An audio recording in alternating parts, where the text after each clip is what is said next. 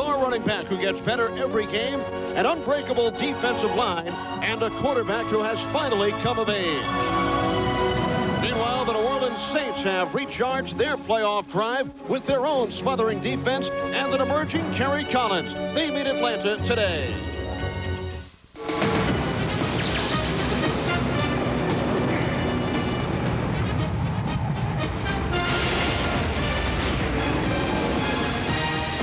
Fox Sports welcomes you to the Superdome in New Orleans, Louisiana for this afternoon's NFC Western Division matchup between the first-place Atlanta Falcons and the playoff hopeful New Orleans Saints. Falcons 11-2 have clinched the playoff spot.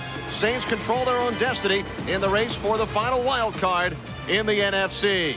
Good afternoon, everybody. Welcome to the NFL on Fox. Kenny Albert along with Tim Green. A victory by the Falcons today, coupled with one more San Francisco loss, and the Falcons clinch a first-round bye. Dan Reeves has stressed the importance of a bye to his club throughout the week. And today's game is about the blitz, because the Saints defense is going to be coming after quarterback Chris Chandler the way they went after Troy Aikman last week when they played Dallas. Chandler has to beat that blitz. He's got to hit the short passes. He's got to run the play-action pass and burn their coverage deep. If he doesn't, same thing's going to happen to him that happened to him in Game 1 against the New Orleans Saints. They sent linebackers. They sent safeties, defensive linemen.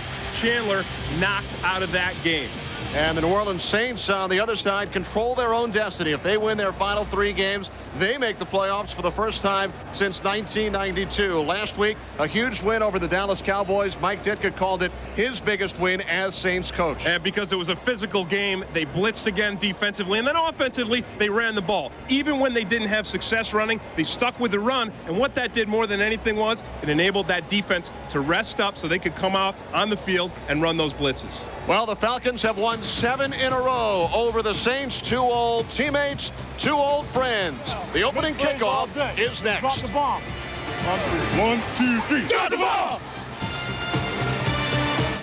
Awesome. Where? The return of the week is brought to you by E-Trade, the #1 rated online broker. What a return! The Redskins' late-season surge has electrified opponents. Last Sunday, the special team shocked the Chargers with a 101-yard run en route to their 3rd win in 4 games. Down the sideline, breaks it to the 50, watch out to the 40. Horse race, he's to the 10, to the 5. Touchdown! Washington Redskins, 100 yards! When the market caught the Asian flu.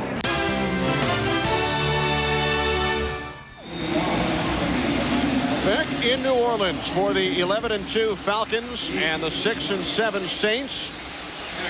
Dan Reeves' Falcons defeated Mike Ditka's Saints 31-23 at the Georgia Dome in October. New Orleans has won the toss, and they will receive the opening kickoff. Eric Gulliford, his 3rd game back following an Achilles injury, back deep for the Saints. And 13-year Saint Morton Anderson, the all-time leading scorer in Saints history, will kick it off for the Falcons, and we are underway from the Superdome. Eric Gulliford, 2 yards deep in the end zone, takes it out across the 20-yard line, and he is upended at the 22. A 24-yard return by Gulliford. Ruffin Hamilton, the leading special teams tackler for the Falcons, made the stop.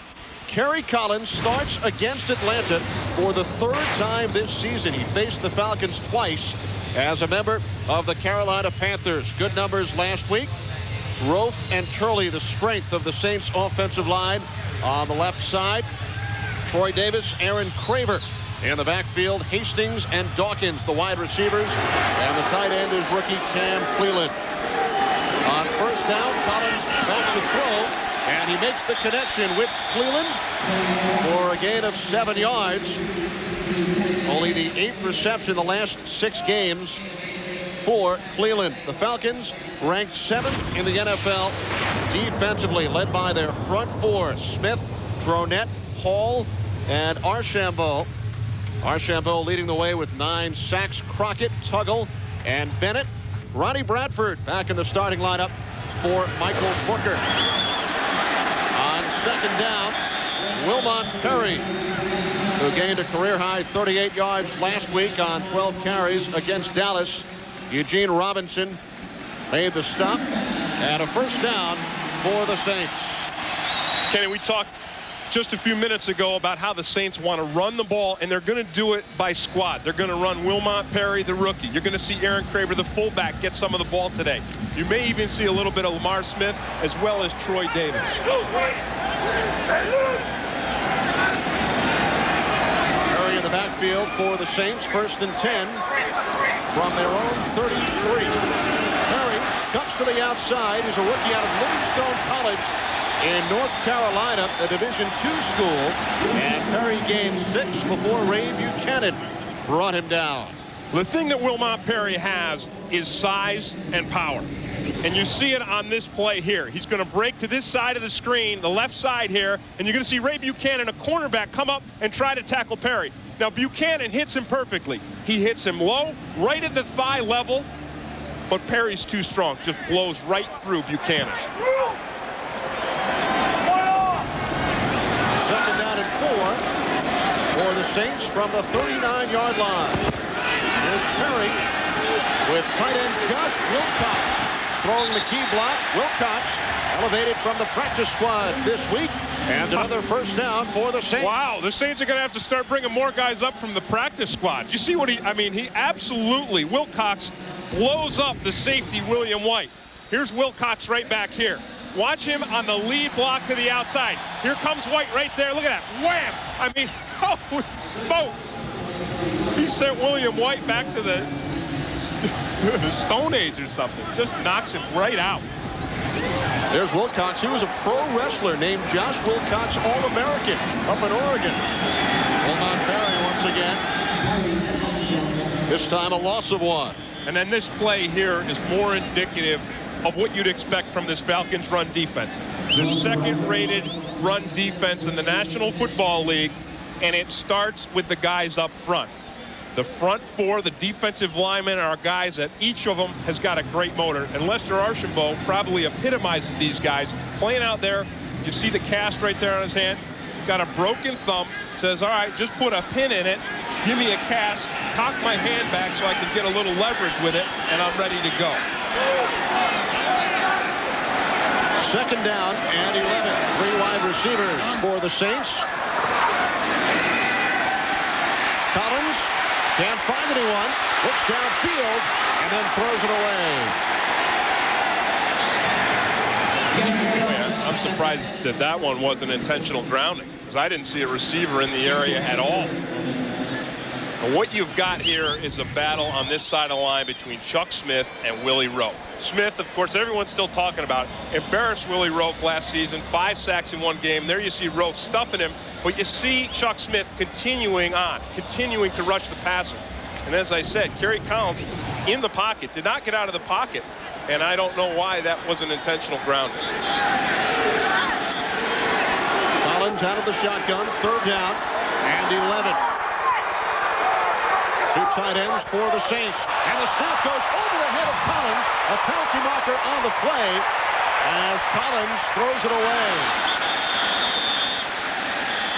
That's a heads-up play by Kerry Collins. One thing the Falcons defensive line told me to a man was that Collins is one of the toughest quarterbacks in the National Football League to sack.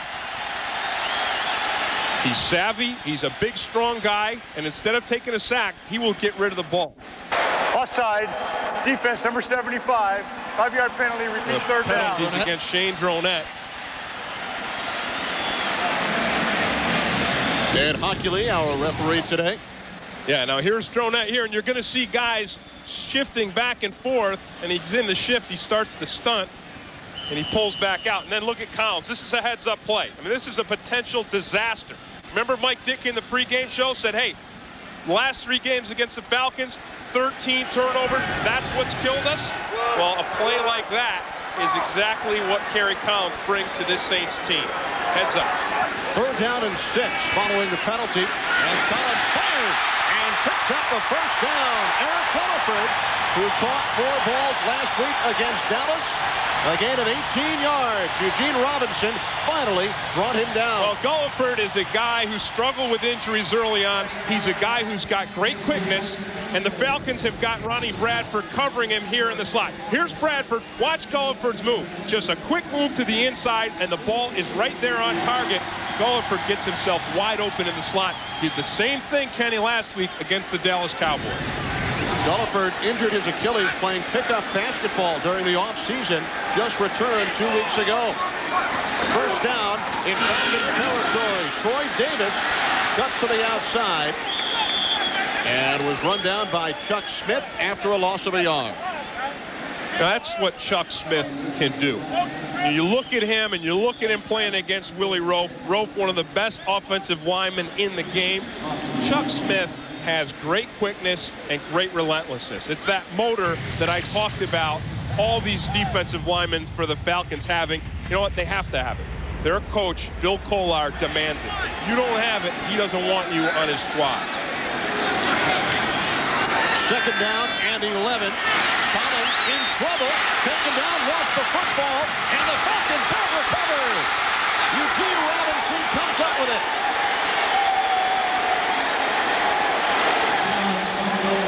Lester Archambault's the guy who makes this happen, but it starts with Cornelius Bennett. It's Bennett's quickness, it's Archambault's relentlessness that results in this turnover. The 7th fumble forced by Archambault this season. Is brought to you by Southwest Airlines, proud sponsor of the NFL and official airline of the Super Bowl. Falcons on that turnover come with the single dog. Watch Cornelius Bennett. He comes off the edge. He chases Kerry Collins out of the pocket, and then it's Lester Archambault right there. There's Bennett. Now watch Archambault. Boom! Punches that ball right out of there. And it's another Saints turnover, the 14th in the last 4 meetings between these two teams. So the Falcons start from midfield. 1st and 10, Jamal Anderson up the middle to the Saints 43, a penalty marker after a gain of 7. It's going to be holding against the Falcons.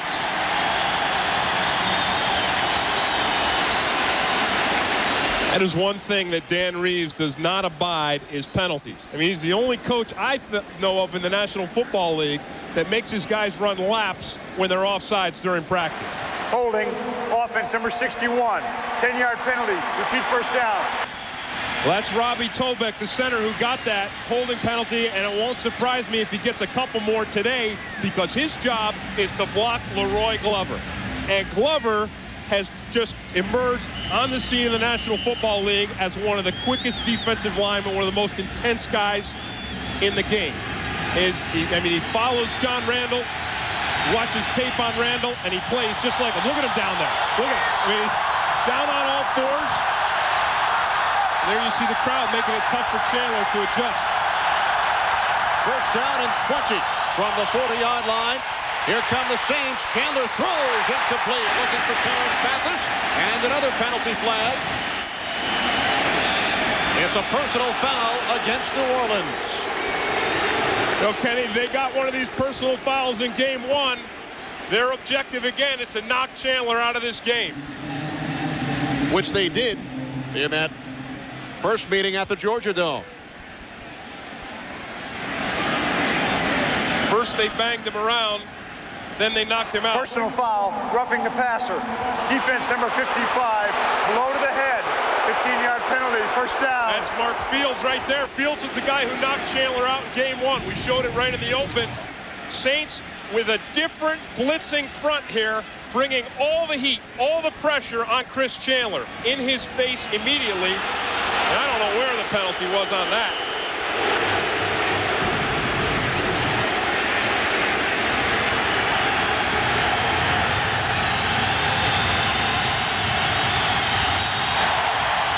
Crowd once again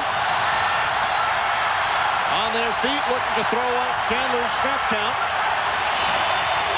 And the handoff goes to Jamal Anderson, caught initially in the backfield. And then after a good second effort, he picks up 32 yards. That's how they want to stop Jamal, Kenny. Get him in the backfield, get low on his legs as soon as he gets the handoff. Chris Chandler in his 11th NFL season. He's never been to the playoffs. He will go this year. Third-rated passer in the NFC behind only Randall Cunningham and Steve Young. Same offensive line all 14 games for the Falcons. Anderson with the fullback. Christian, Martin, and Mathis are the wideouts. On second down, Anderson. And the NFL's second leading rusher is cut down at the 42-yard line after a gain of just 1 yard. For the Saints defensively, tremendous effort last week. They held Dallas to 182 total yards. Leroy Glover with 10 sacks on the season, along with Johnson, Martin, and Tomich. Bordano starting once again for the injured Kevin Mitchell, the rookie out of SMU. Tyrone Drakeford along with Alex Molden are the quarterbacks. Knight and Coder the safeties. Third down and 7. 3 wide receivers. Chandler from the shotgun fires, has the first down. Inside the 30-yard line, Tony Martin, a gain of 12. And right now for an NFL update, let's return to James Brown at the Fox Network Center. Kenny and Tim, as you all know, Green Bay has lost 3 of its last 5. Not off on the right foot here as ex-teammate Edgar Bennett goes 43 yards. That was a key play in setting up a Bears touchdown. Chicago on top by a touch. Back to Kenny and Tim. JB, you keep using those words. Truncated, salient. Love to hear those words. Here in New Orleans, the Saints fans using their words and their cheers to try and throw off Chris Chandler. First down, Chandler looking end zone. Terrence Mathis, he's got it just shy of the goal line. A gain of 31 yards.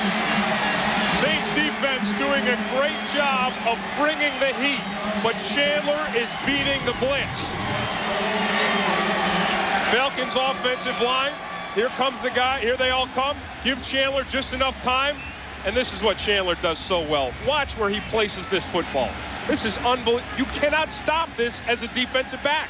You cannot defend that ball. It's perfect.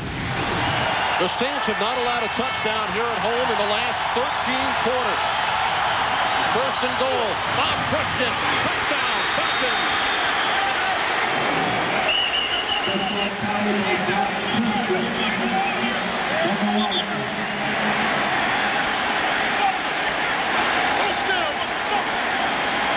This is what the Falcons wanted to do. They were concerned about the noise coming in here today. They didn't want to have happen to them what happened to the Dallas Cowboys last week, and that was so much noise they couldn't make adjustments. And how do you take a crowd and the crowd noise out of a game? You punch it into the end zone on your first drive, you score, and you get the place real quiet. 2 of Christian's 3 touchdowns this year have come against the New Orleans Saints. Morton Anderson adds the extra point. So the Falcons capitalize on the Saints turnover and lead 7-0. For the first quarter from the Superdome in New Orleans, the Atlanta Falcons, winners of 6 consecutive games, headed to the playoffs, leading 7-0. And they got it because they got a turnover on defense. And then this man right here, Chris Chandler, threw that deep ball, as he does so well. And now the Saints back to the offense from their own 27-yard line with Troy Davis and Aaron Craver in the backfield. Collins changing the play at the line. On first down, Collins airing it out, and it's incomplete. He was looking for Sean Dawkins downfield. Saints offensive line did a great job of picking up the Falcons blitz. Falcons send everybody. They put the pressure on Ronnie Bradford to the outside. Watch this pickup here. Each lineman gets a man. Naoli gets him. And then Aaron Craver gets a block. Everybody gets a block, giving Collins time to throw the ball. But the coverage here, Ronnie Bradford, is not what the Saints expected.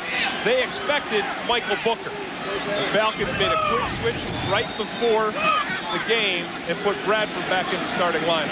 Booker had started the last 6. Collins again with a rainbow, and it's picked off by Ray Buchanan, his 7th interception of the season. It's the 3rd time this year he's picked off Kerry Collins. He did it twice while Collins was with Carolina. Well, Collins makes this one easy. He just lost that baby up there like a punt. And for Ray Buchanan, his 4th pick in the last 5 games, and he now leads the NFC with 7 interceptions. Again, it's Ronnie Bradford with the coverage. And you're going to see Buchanan come from the opposite side of the field to pick this ball off. 2 Saints possessions, 2 Saints turnovers.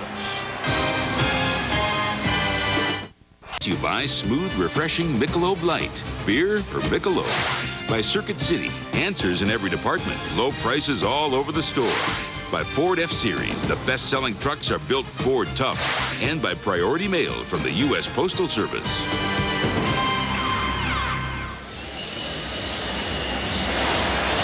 Back in New Orleans, where Ray Buchanan has intercepted Kerry Collins for the 3rd time this season. The 2nd Saints turnover of the 1st quarter. Yeah, the 2nd one for Kerry Collins. He had the fumble for the 1st one, and then he has the interception now. And again, that's what Mike Ditka dreaded more than anything, was turnovers against the Falcons. He said if you look at it, over the last 3 games, 13 turnovers. Now they've got 15. You can't win that way. Falcons start from their own 38-yard line. 1st and 10, leading 7-0. Chandler to the air. Terrence Mathis makes the catch, breaks free, and will score a touchdown. 62 yards.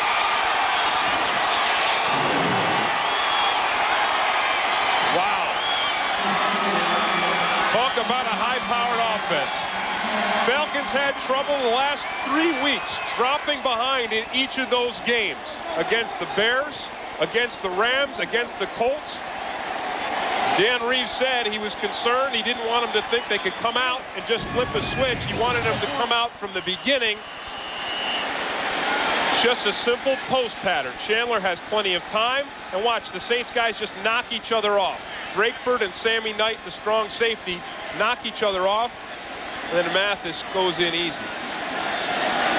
9th touchdown of the season for Mathis. 20th TD throw, which ties Chandler's career high. He said it last year, and he has now thrown a touchdown in a Falcons record 24 consecutive games. Mathis being helped off, you have to think that he pulled some kind of a muscle when he turned on the speed there. A lot of times the guy will get a hamstring on a thing like that. So the Saints, who had not allowed a touchdown here at home in 13 consecutive quarters over 3 games, have allowed 2 in the 1st quarter today. Yeah, both of them coming off of critical turnovers. You know, the thing that impressed me about Mathis on that was his toughness and his strength. Because here's a guy catching the ball downfield. He's in a sandwich position. He's got Drakeford coming one way, Sammy Knight coming the other way, and they both hit him, but he stays up, stays strong, and gets into the end zone. 2 touchdowns in 32 seconds for the Falcons. Morton Anderson adds the extra point. A 14-0 lead for Atlanta, quieting down the Superdome crowd. The celebration, Dan. That one is unique. Terrence Mathis with the Falcons' 2nd touchdown. You see him getting some medical treatment to his lip. I think Sammy Knight came from the center of the field and just smacked him right in the mouth. Mathis did a great job of staying up, staying strong, and accelerating into the end zone. And the explosive Falcons have taken a 14-0 lead here in New Orleans, as Anderson's kickoff is taken by Gulliford at the goal line. And Gulliford is stopped. He lost the football, but he was down. Gulliford ruled down by the line judge, Bill Spixma. A 21-yard return. That's a great break for Mike Ditka's Saints. This isn't good. But it's a break because another turnover and a 21-point lead. The Saints don't have the kind of high-powered offense to make a big comeback. They don't have the receivers, and Kerry Collins doesn't have the timing with his receivers as Chandler has on his. You see on this play again. Watch Tyrone Drakeford. Now he's got the coverage on Mathis. Mathis comes down and he breaks for the post. So he puts himself in the sandwich. But if you can stop it right here, you could just see where Drakeford's head is. You've got to get your head between the man and the goal line. Now let it run. So you see there, his head is not between the man and the goal line. And so that's what enables Mathis to slip out of that sandwich. And here's Gulliford on that last play, coming right into the screen, right at the bottom of the screen. And he takes a shot. Remember, he missed the first 11 games with an Achilles injury. And Gulliford helped off the field.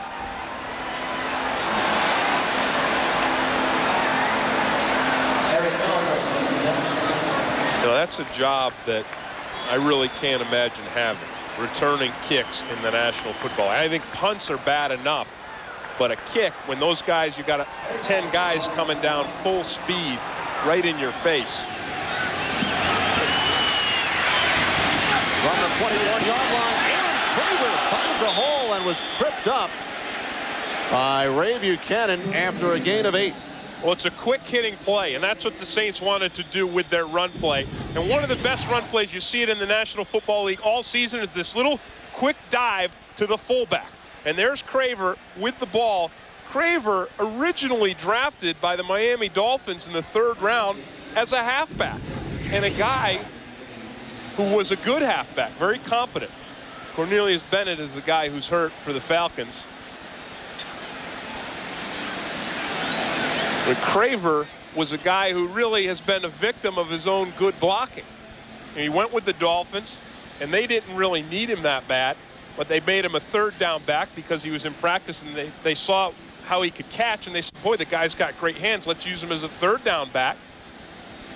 And then wherever he went, people found different things he could do, and then they found out that he could block, so they made him a fullback. And now he's been kind of stuck in that role. But if you see here, he's a pretty good runner with a 3.8-yard average. And he will be the Saints recipient of the Ed Block Courage Award. Well, that's right. And it's an unusual situation because what happened this summer was first his father passed away, and then a few weeks later his mother passed away. But he stuck with it. He came back between the funerals to work out, to complete the workout in the off-season training program. This is the kind of guy that makes the National Football League what it is. Just a great human being and a hard-working person. On 2nd and 2. Close to the first down. We'll see where they spot it. Well, they went right back to Craver with the same little quick handoff to the other side. And Craver does pick up the first down. And now for another NFL update. What's going on, JB? Kenny and Tim, the struggles for the Eagles continue. Take a look at Corey Detmer. What does he do? Throws it right to strong safety Tommy Bennett. You know the rest. 70 yards to pay dirt. It is now 10-0 Cardinals over the Eagles. Back to Kenny and the author, Tim Green. 6-time author. Always like a plug for my books, JP. Thank you. And now with Craver leading the way, Troy Davis hit hard after a gain of 2. That's the best hit I've seen Eugene Robinson put on in 3 years. 3 years. Brought here because of his leadership abilities from the Green Bay Packers, and I have not seen him make a hit like this. Watch him come up on the right side of the screen. 41, look at this. Unloads on Troy Davis. There's some hitting going on out there on the edge. I saw Eugene Robinson last night outside a restaurant in New Orleans, and I recognized him, and he said, oh, you must be a Green Bay fan or a Falcons fan. I said, no, I'm calling the game for Fox tomorrow. How about a former Falcon? Collins pass deflected.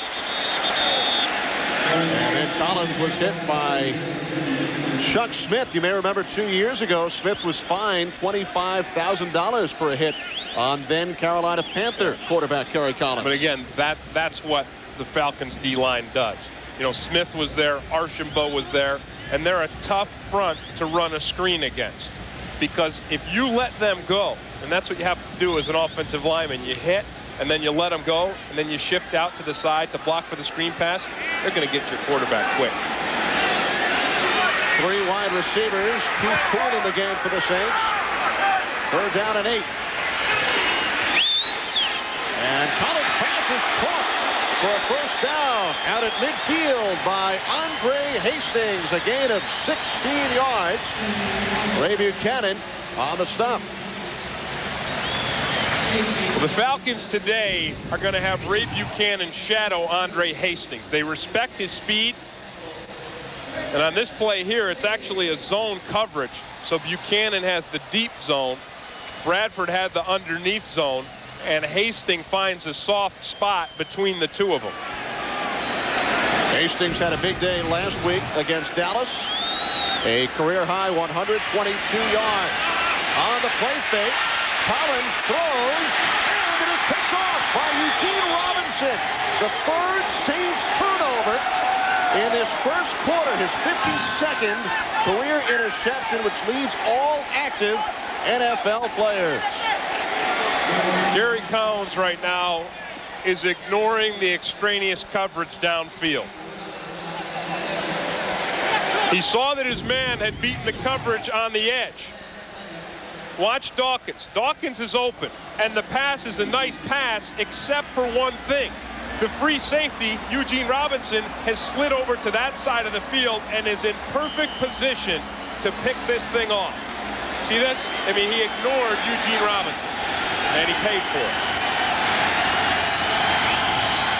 2nd interception thrown by Collins, his 3rd turnover here in the 1st quarter. Jamal Anderson bottled up. No gain on the play. Mike Ditka told us yesterday, there's no question about it, we can play with the Falcons, but turnovers and big plays have killed us over the last 2 years against Atlanta. And that's what's killing them right now. And now what the Saints need is for this defense to keep that spark, to keep that aggressiveness alive that they had last week against Dallas in that game. They've got to come up with a big play of their own. Saints know they control their own destiny. 3 wins, and they are in. There's that Bear defense. So here comes the blitz. It worked so effectively last week. Anderson close to the 1st down. Brought down by the left quarterback, Alex Bolden. You know, we talked about Chris Chandler beating the blitz. Well, Jamal Anderson just beat the blitz. You can beat the blitz as a runner, too, because you're going to see the penetration by the Saints defense, and they're going to get on Anderson's legs right there in the backfield. Anderson uses his great strength and his great forward momentum to beat that run blitz and get into the secondary. Entering the game, Jamal 2nd in the NFL behind only Terrell Davis in total rushing yards. He scored 13 touchdowns.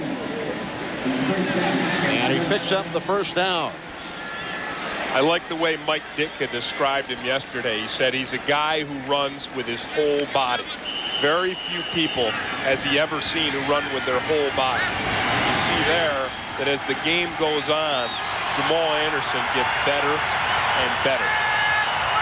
9 100-yard games this season, including 132 against the Saints in October. Come on, kid. Forced out of bounds at the 34-yard line after a gain of 8.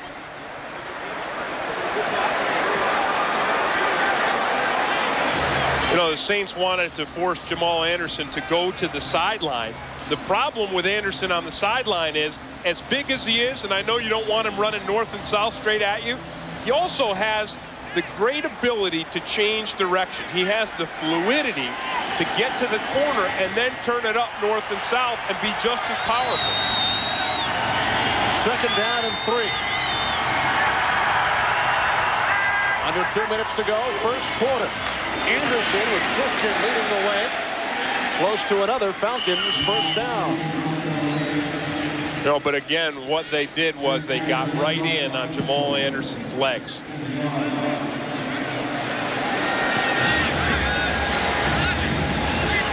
Jared Tolmich, you know, you talk about the Falcons defensive line. I mean, Tolmich and Wayne Martin there, and Leroy Glover and Joe Johnson. These guys, they're like a Falcons defensive line.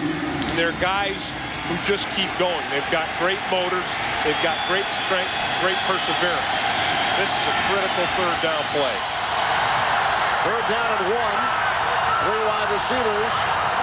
2 split to the right.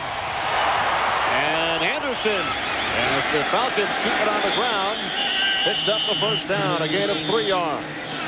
The Falcons right now, Kenny, have everything working because they have that deep pass threat with Chris Chandler. So this play here, it's a draw, and it works because right now the secondary of the Saints and even the linebackers are so worried about defending this man's deep ball, Chris Chandler's deep ball, that they're playing soft.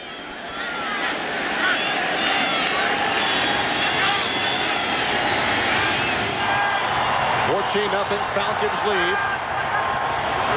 Chandler with the play fake on first down, and the pass is caught by Tony Martin, wrapped up in Saints territory by the right corner, Tyrone Drakeford. A gain of 13 for Tony Martin, and that will do it for the first quarter here in New Orleans, with the Falcons leading the Saints 14-0. Fox NFL Sunday continues after these messages and a word from your local Fox station.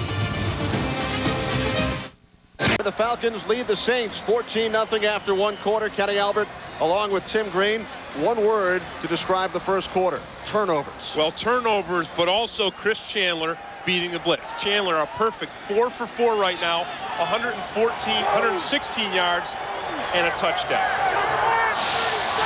And the Falcons in Saints territory as we start quarter number 2. From the New Orleans 48, Jamal Anderson works his way down to the 45-yard line, a gain of 3. The Falcons now, with this 14-point lead, are really starting to pound the ball with Jamal Anderson.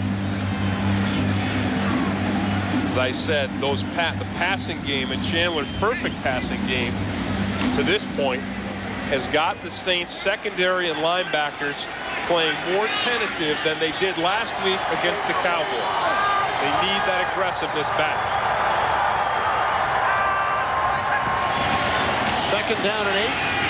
And Chandler is now 5 of 5 as he makes the connection with Tony Martin, his 3rd reception today.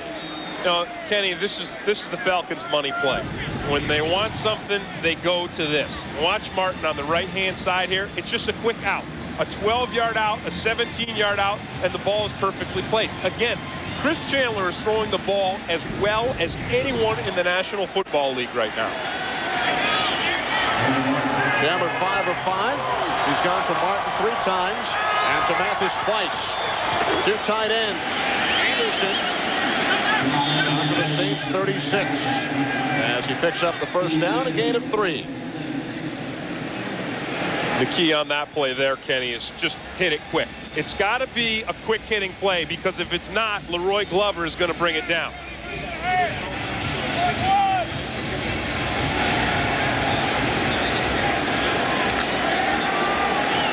Glover on the center, across from Robbie Tobeck, and he is going to hit one gap or another on the snap of the ball. See that 4-point stance down there? That lets him go either way, right or left. Both receivers lined up to the right. First down from the 36. Chandler pump fakes, then throws, and a penalty marker. Tony Martin, the intended receiver, and a penalty flag on the play. I'll tell you what, that is great pass protection. Going to be against the Saints. That was incredible pass protection by the Falcons' offensive line. Holding. Defense, number 25. 5-yard penalty, automatic first down. Molden with the holding. And watch this pass protection. I mean, here's that bear. There's the bear back with the linebacker. Look at this pocket Chris Chandler has. Look at that. that is, it's as good as it gets. Here's the hold, and this is why Tony Martin was unable to catch that ball. Boy, it looked like Martin had a hold of Bolden. Sure did. Looked like that penalty should have gone the other way around. But he did have a hold. You know what they say, Tim, when things are going right. 1st and 10 from the 31. The tight end, O.J. Santiago, in motion. Jamal Anderson dives inside the 30 to the 29. A gain of 2. Mark Fields made the tackle.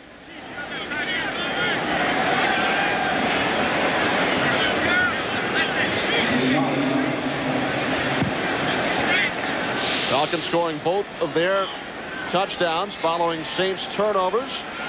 A 1-yard TD run by Bob Christian and a 62-yard touchdown pass from Chris Chandler to wide receiver Terrence Mathis. The 11th play of the Falcons drive. 2nd down and 9. Chandler with the deep drop, and he throws to the end zone. Incomplete. Terrence Mathis, the intended receiver. Well, that time Joe Johnson hurried him a little bit. Well, one thing Joe Johnson doesn't have this week that he had last week is the crowd noise. Now here's Joe Johnson. He's working on Bob Whitfield, and watch him. He puts the move at the line of scrimmage. He gets under Whitfield and chases Chandler up into the pocket. And that was the first incomplete pass thrown by Chandler.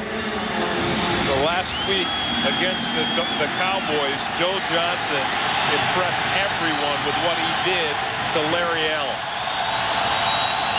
Now the crowd back into it. 3rd and 9 as Chandler fires the slant, and it's picked off by Fred Weary. The rookie 4th-round draft pick out of the University of Florida. His first career interception. That's what the Saints defense needed. A big play to get the crowd back and get this thing going the other way.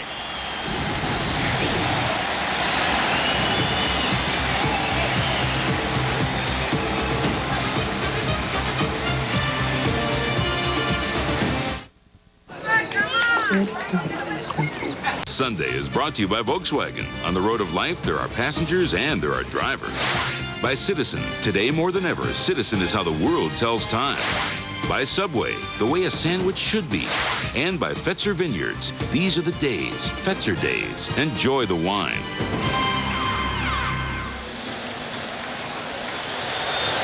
Fred Weary, who was 2nd in the nation last year with 6 interceptions at the University of Florida, picks off Chris Chandler, giving the Saints the football back from their own 16-yard line as Collins hits Sean Dawkins out to the 27. Cornelius Bennett made the stop. The Saints' first down. Well, Kenny, the interception is actually caused by Gerard Cherry. How? Watch Cherry. He gets a jam on tight end O.J. Santiago, and what Santiago does there, he picks off Terrence Mathis. So Mathis can never make the break to the inside and get that ball. It's a timing route. Santiago has to clear the safety so Mathis can break underneath and catch Chris Chandler's pass. And the pick by Weary, the 19th by the Saints, which leads the NFC.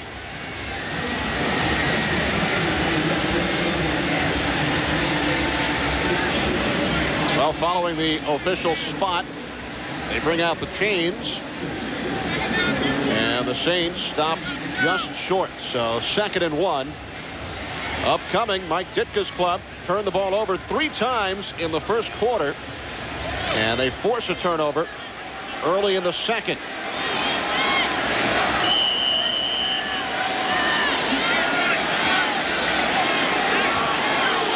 and inches for Kerry Collins and the New Orleans Saints. Troy Davis into the backfield by the hammer, Jesse Tuggle. The hammer. Man, he's still doing it. This guy's one of the best middle linebackers to play the game. He's slow, he's compact, and he explodes at the point of impact. Watch him here. Watch him work. He's gone to the Pro Bowl 4 times. Let's listen.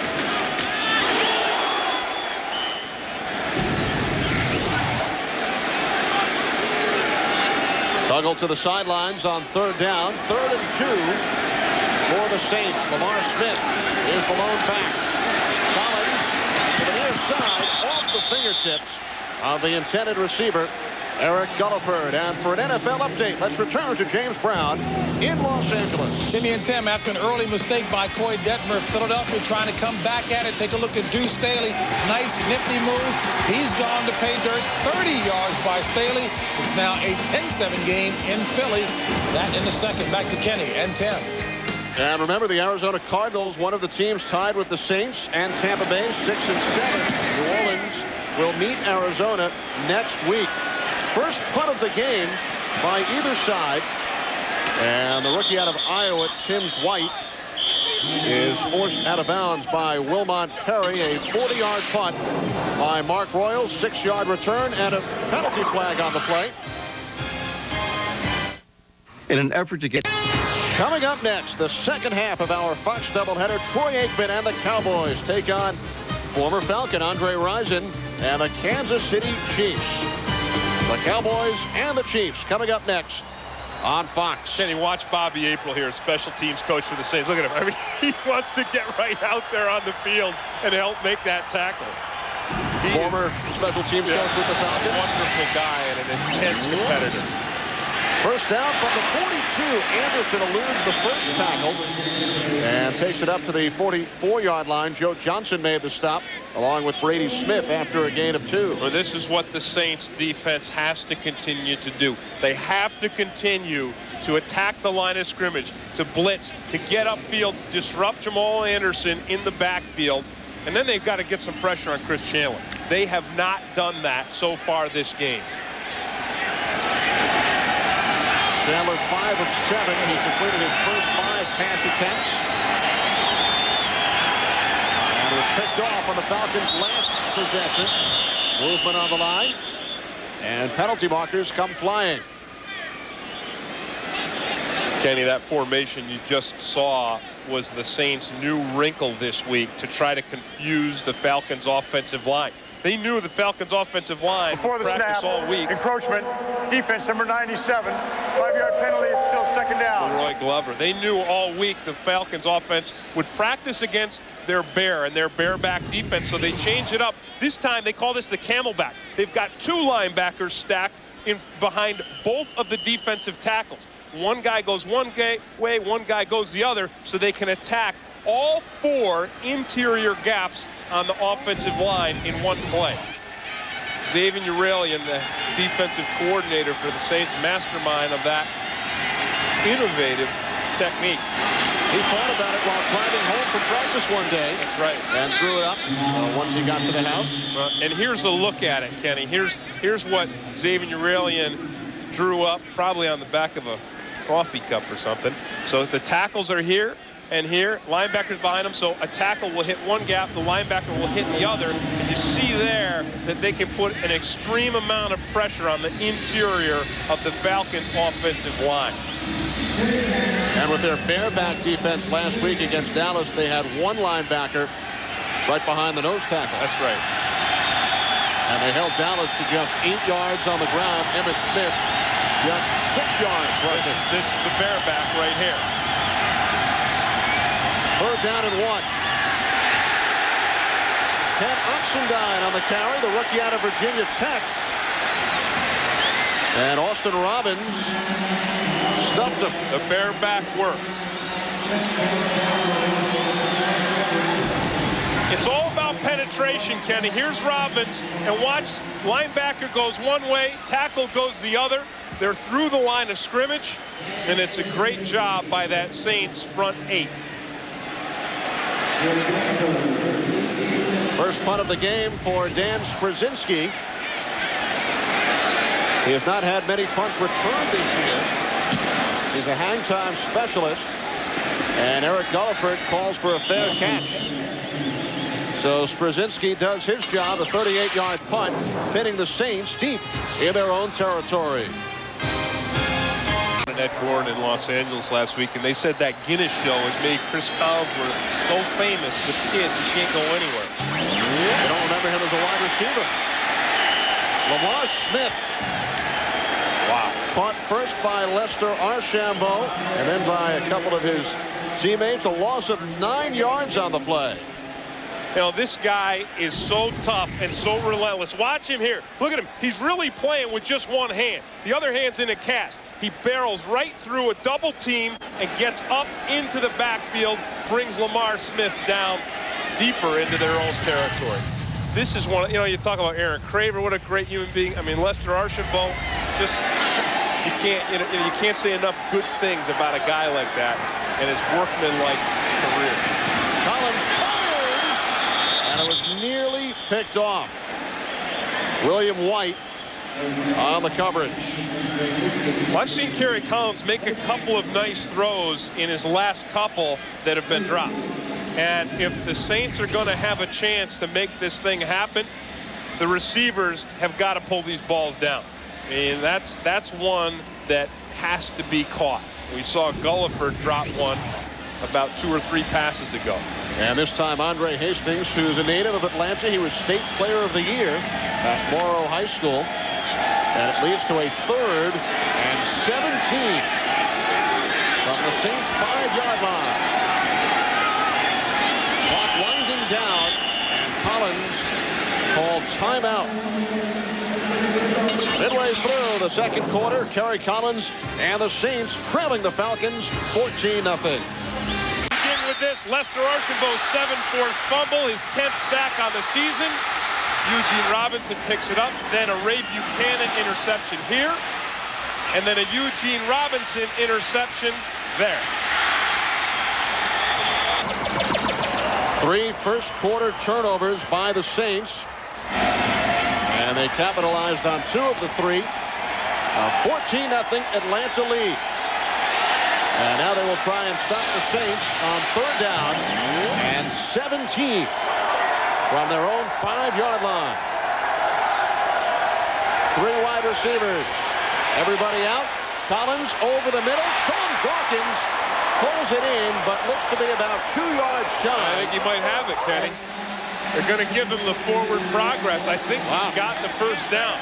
That's the kind of catch the Saints receivers need to make. It wasn't a perfect throw. It was high and behind him and fast, but Dawkins pulls it down. Dawkins being covered by Michael Booker, makes a break to the inside, gets himself enough separation. Look at this. That's not a great pass, but it's a great catch. And as you said, with the forward progress, Dawkins does pick up the 1st down.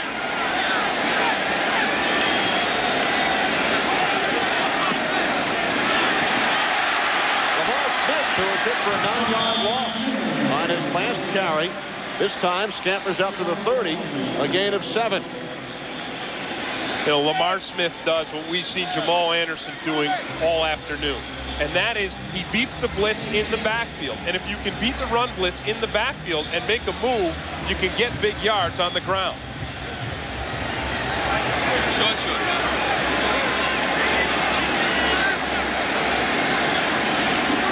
On 2nd down, Smith once again.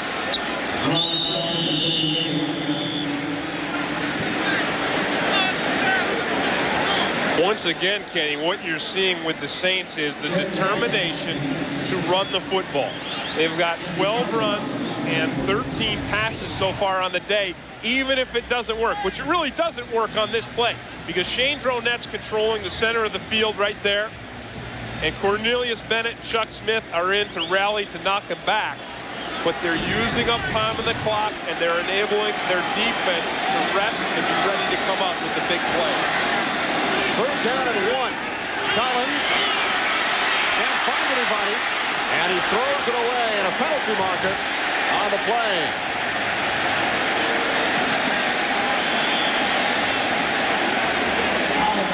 Well, the Falcons come with the blitz. They leave their cornerbacks in man-to-man coverage.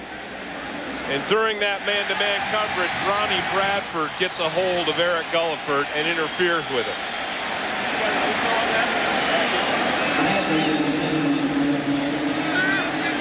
Third Falcons penalty of the day. Illegal contact, defense number 23, 5-yard penalty, automatic first down. You know, Kerry Collins causes this penalty by getting the pass off. If he doesn't get the pass off, then you don't have a pass play and you don't have the illegal contact. Here's Bradford, and he comes up right there and turns Gulliford around completely. See, the flag doesn't come until the pass goes off. Bradford coming back from the sprained knee. He was the starter earlier this season. Michael Booker started the last 6. You asked Dan Reeves yesterday, are you one of those guys who believes in not losing your job due to an injury? He said yes. Well, he said it depends. Like every coach, like every monitor. And now Collins on the play fake. Finds a man. It's Lamar Smith into Falcons territory to the 45-yard line. A gain of 19. It was finally brought down by Eugene Robinson. A very well executed play by the Saints offense. And shades, Kenny, of what Lamar Smith has. Shades of his ability. Now it's a screen pass. So here comes the blitz. Here comes the defensive lineman for the Falcons. There's the blockers. Watch Smith. Look at how elusive he can be downfield when he has a seam. Saints kept the drive alive with the big pass play. Lamar Smith looking to throw. He threw a touchdown earlier this season in week 1.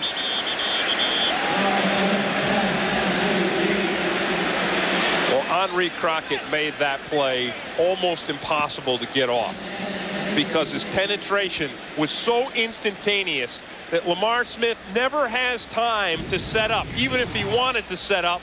Watch Crockett. Watch the penetration he gets right here. Look at him. Watch him react. Wham! Drives Cam Cleveland right back into Lamar Smith's face. So Smith has no time to set up or search for the receiver downfield.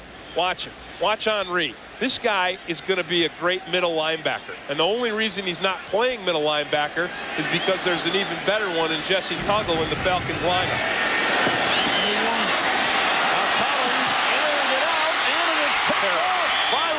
Bradford, the 4th Saints turnover. Terrible play by Kerry Collins. Just awful, and he knows it.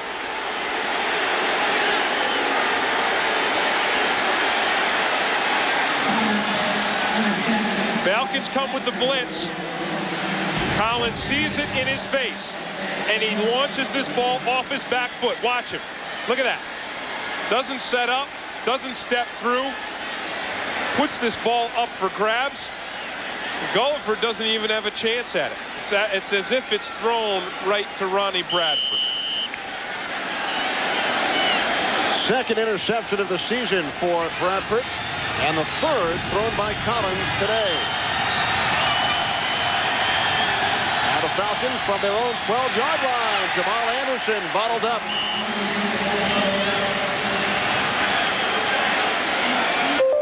What they need. I mean, if the Saints are going to have a chance, and they need this game, you said it from the beginning, they control their own playoff destiny. But if they're going to win this game, their defense has got to come up with big plays. And I think they may have to make a switch at quarterback. I think they may have to let Kerry Collins sit down because he may be just too rattled right now to win this game for the Saints. And Billy Joe Tolliver is throwing on the sidelines. He's loosening up. He started against the Falcons earlier this year. There's the Camelback. There's the blitz. Chandler lets it go, and the pass is caught by Tony Martin. A gain of 37 yards. Another huge pass play for Chris Chandler, and he beats the blitz, Kenny. This is a great blitz. Watch the pressure on Chandler. Here they come, storming right in his face, but he launches this ball perfectly. Watch where this thing's thrown. Tyrone Drakeford you cannot cover this pass. The ball is thrown perfectly again. Tell you what, with Chandler playing the way he's playing, and Jamal Anderson the way he's playing, and the Falcons defense, I defy anyone to tell me this team can't beat anyone in the National Football League. Falcons with 3 pass plays today of over 20 yards, now 54 on the season. O.J. Santiago, the intended receiver on this one.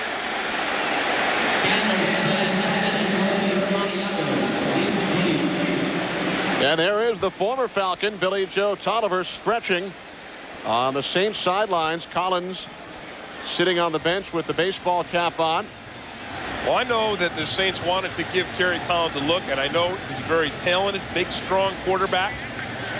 But Tolliver got sat down and probably shouldn't have. You know, by rights, Tolliver was playing well enough that would have justified under normal circumstances to allow him to keep his starting job. Chandler with the feint. The Saints went for it. And has the completion to Jamal Anderson. That's when everything's going right. You said it earlier. Everything is working for Chris Chandler right now. This is supposed to be a screen pass out here. And Chandler just fakes it, fakes out Brady Smith, and then dumps this thing off to Jamal Anderson. There's Tony Martin. He says, hey, give me a piece of that. 3rd down and 6. 5 wide receivers, an empty backfield. And Chandler's pass incomplete, looking for Jamal Anderson downfield. Nice coverage by the Saints defense on that play. Nice coverage and enough heat by Joe Johnson from the right side to make Chris Chandler throw it before he wanted to. So Dan Straczynski will punt it away for the 2nd time today. Eric Gulliford in single safety for the Saints. 2.5 remaining, 2nd quarter. A 14-0 Falcons lead, scoring both touchdowns off Saint turnovers. New Orleans with 4 first half miscues. Fair catch again called for by Gulliford at the 21-yard line. And the Saints will make a quarterback change. Billy Joe Tolliver in relief of Kerry Collins. Well, Mike Ditka said coming into this game the key was not giving the Falcons turnovers, and Kerry Collins gave them 4. 1 fumble, 3 interceptions. Tolliver has not played in the last 4 games ever since Collins took over as the starter. He threw for 261 yards and a pair of touchdowns in the previous game against the Falcons. And there you look at Billy Joe's numbers. Those are pretty good numbers. 56%, 5 TDs, and only 3 interceptions this season. He comes in with 2:24 remaining. The inside handoff to Aaron Craver, and he's met by Travis Hall. Travis Hall is a guy who finally got himself healthy. He's one of the stalwarts of this Falcons defensive line. I think he's the best guy there.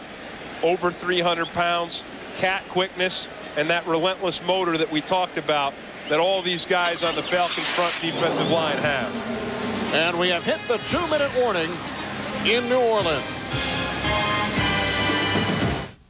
Pulled by head coach Mike Ditka. He threw 3 interceptions and also fumbled when he was sacked. So Collins with 4 first half turnovers. And now Billy Joe Tolliver at quarterback for the Saints with 2 minutes remaining in the first half. And the pass incomplete, intended for Aaron Craver. Keith Brooking on the coverage. Well, the Falcons have found that they're able to blitz effectively. They're not typically a team that does a lot of blitzing, but they're doing it to the Saints, and it's working because Tolliver got knocked on that last play by the blitz. You know, this thing with Kerry Collins, that's got to be devastating for him, Kenny. I mean, after all the turmoil he's had this season, after 4 games leaving Carolina and being castigated by commentators around the league and even players. Warren Sapp was brutal to him in the media. Then to get things going and then have the rug pulled out from under you, it's got to be devastating mentally. Well, his contract ends after the season. Mike Ditka said on the pregame show he wants Collins back here in New Orleans. I understand. Before the snap, I think he full did. start, offense number 65, 5-yard penalty. It's still 3rd down. Chris Naoli, the right guard. You know, Mike Ditka is the kind of guy that's going to do whatever it takes on any given day. And he's not a kind of guy that cares about someone's feelings or someone's, mental outlook. He's just going to do what he thinks he needs to do to win. And with Collins being responsible for 4 turnovers, it doesn't surprise me at all that he yanked him out of the game and replaced him with Billy Joe Tolliver, who has been a competent quarterback for the Saints. 6 different quarterbacks have started for Mike Ditka here in New Orleans over the last 2 years. And now Tolliver facing a 3rd down at 14. Tolliver dumps it off. What a great play. And Cleveland upended by Cornelius Bennett. What a great play by Bennett. I mean, that is pure athleticism. People said maybe Bennett's lost a step this season. He's getting Timeout, pretty Atlanta. old. That's their first charge. Watch the play he makes here. Look at him. Watch him get outside. And Ackerman chops him down. Bennett gets up from the chop block to make the tackle. Tolliver, look at that. It's like, oh, man, how bad can things get? And the Falcons stop the clock. They call timeout with 1:43 remaining in the 2nd quarter. You know, because if Cornelius Bennett doesn't get up from the chop block, that could have been a big play for the Saints. There wasn't anyone else there on that side of the field to make the tackle. Tim, coming up on the Visa Halftime Report, JB, Terry, Howie, and Chris with scores and highlights from around the National Football League, and our Fox Sports ticker will bring you up to the second stats. That's all coming up on the Visa Halftime Report. Mark Royals, a leading punter in the NFC, from his own end zone, and a fair catch called for by Tim Dwight. He was actually backed into by his own teammate, Michael Booker. A 37-yard punt by Royals, setting up good field position for the Falcons with 1:36 to go. That's a great play by Dwight to hang on to this ball, because he is banged in by, I think it's Gerard Cherry, who's engaged in a block with Michael Booker. And so he has every right to drive Michael Booker back into Tim Dwight. Tim Dwight earlier today went over the 1,000-yard mark in return yards in his rookie season. Yeah, he's crazy, Kenny. We talked to him a couple weeks. Dives off cliffs. Oh, jeez. Once jumped out of a 4th-story dorm room into a snowbank. Yeah, he's excited. He's different. He does backflips without using his hands. Now Chandler sets and throws, and is picked off. Fred Weary once again. His 2nd interception today, and he scores. 63 yards.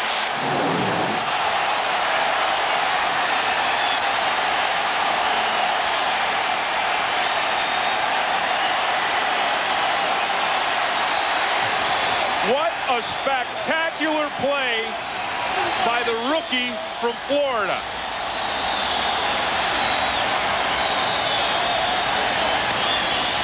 Falcons in a 2-minute offense, Kenny. They go for their money play. We talked about it earlier. The 12-yard out from Chris Chandler to Tony Martin. And Fred Weary, the rookie, sits on it, jumps it, and picks it off for 7 to get the Saints right back in this ball game.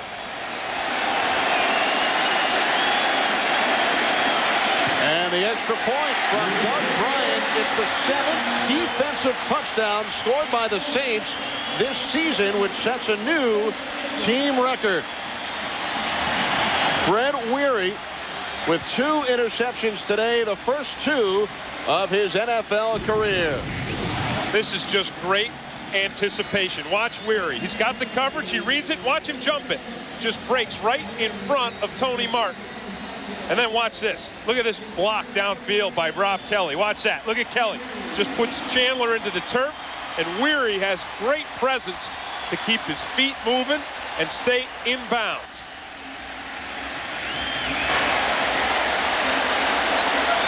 Look at that. That is a great football play by a very young cornerback.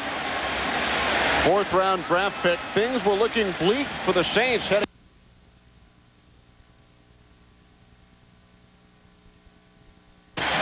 Really, the Falcons have dominated this football game. They've got almost twice the total yards of the Saints on offense. They're the recipients of 4 turnovers and this 1 interception by a rookie 4th-round draft pick. and all of a sudden the Saints are only down by 7. They've got a fresh new quarterback in the game that the players believe in, and we got a football game. 6 first-half turnovers, 4 by the Saints, 2 by the Falcons. 3 of the 6 have led to all of the game's touchdowns. As Bryant kicks it off, Tim Dwight from the 1. Cuts to his left and is taken down at the 25-yard line. A 24-yard return. Troy Wilson made the stop. Well, Mike Ditka's club trailing by a touchdown. They've led at halftime 4 times this year and have won all 4 of those games, 2-7, when trailing at the half.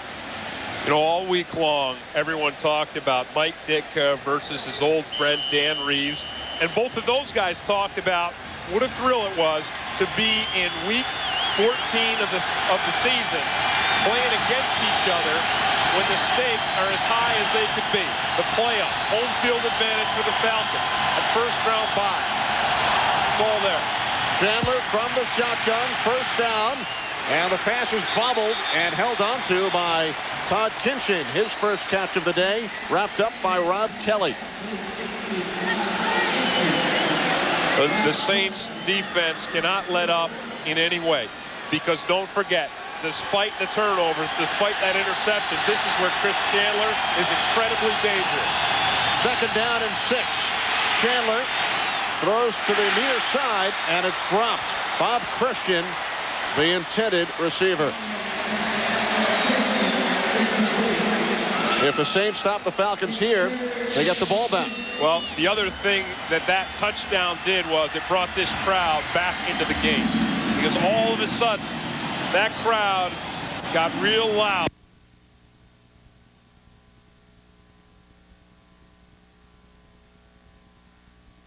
Effectiveness, we're right back in it.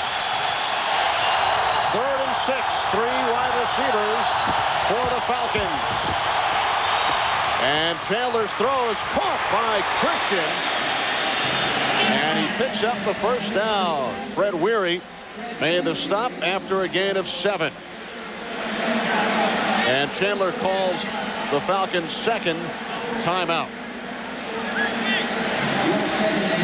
Well, coming into play today, Tampa Bay, Arizona, and New Orleans all tied 6-7.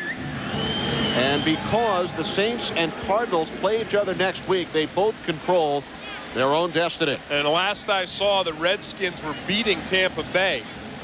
If the Saints are in a tie with Tampa Bay, they win, because they have the head-to-head advantage. They beat Tampa Bay. So all 3, 6-7.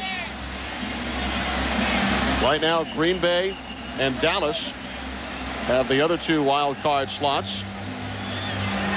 Excuse me, Tampa Bay is not playing Washington today. They're playing Pittsburgh, and that score I haven't seen.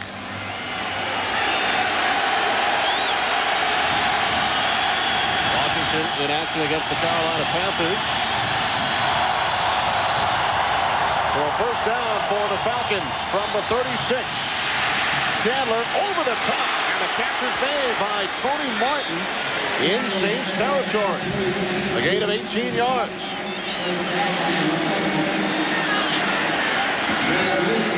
Now the Falcons in the hurry up. Chandler with the spike, stops the clock with 25 seconds remaining. Tampa Bay leading Pittsburgh 6-3 at halftime. Thank you, Kenny.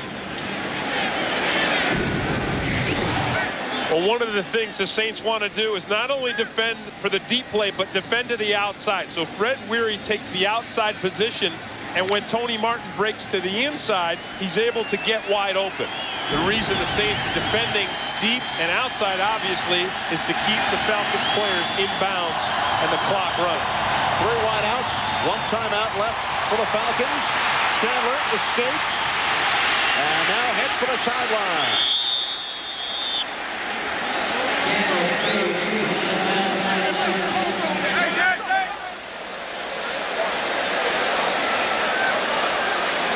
That's good coverage downfield by the Saints secondary. And now the danger here with Atlanta still having a timeout, as much as anything, is a few more yards and the Falcons are within striking distance of this man here, Morton Anderson. 3 wideouts, 17 seconds on the clock. Chandler with time off the fingertips of Jamal Anderson.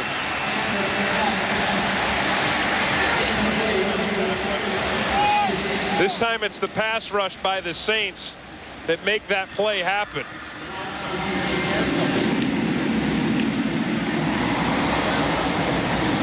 And the Falcons will go for it on 4th and 1. It would be a 54-yard field goal. The line of scrimmage, the 37. And now New Orleans takes a timeout.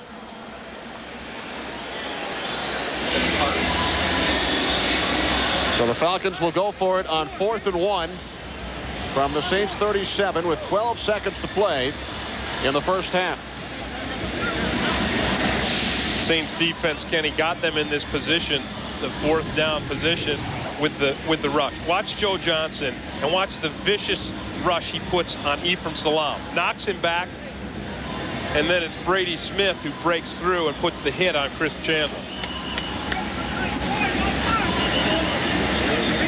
Interesting note, Tim, the Falcons, for whatever it's worth, are 0 for 2 on 4th down this year. The only team in the NFL that have not converted a 4th down, but they're 11 and 2. So whatever correlation that has, you can figure it out. Zabin Urelian, the Saints defensive coordinator, as they try and stop the Falcons on 4th and 1.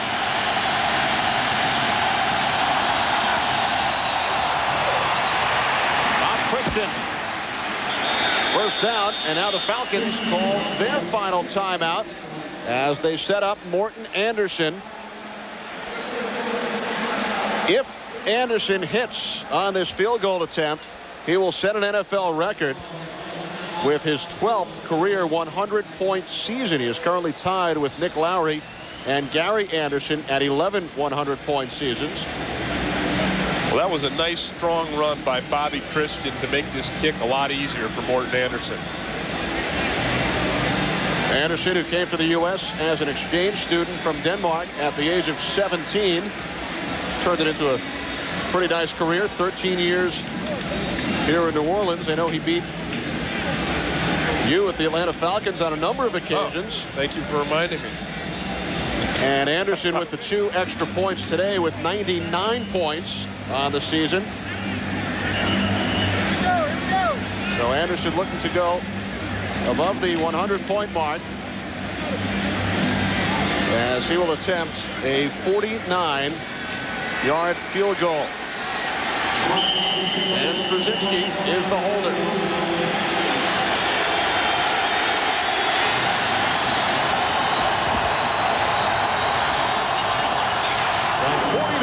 Out, looking to extend the Falcons' lead. Anderson's kick is straight through. So Morton Anderson has set an NFL record, 12 100-point seasons. And more importantly, as far as today's game is concerned, he extends the Falcons' lead to 17-7. We talked about it the minute the Falcons got the ball back after the Fred Weary touchdown, that is where Chris Chandler is extremely dangerous. 2-minute offense, throwing the ball, playing pitch and catch, opening up the field, and he did it again. I mean, he got his team down with just a little more than a minute, didn't get the touchdown, but got 3 points.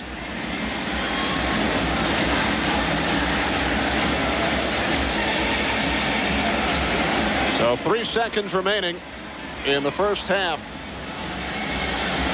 10-point Falcons lead. Saints committing 4 first-half turnovers. And a reminder, the Visa halftime report. JB, Terry, Howie, and Chris will bring you up to date on the playoff races, scores, and highlights, as well as our Fox Sports ticker.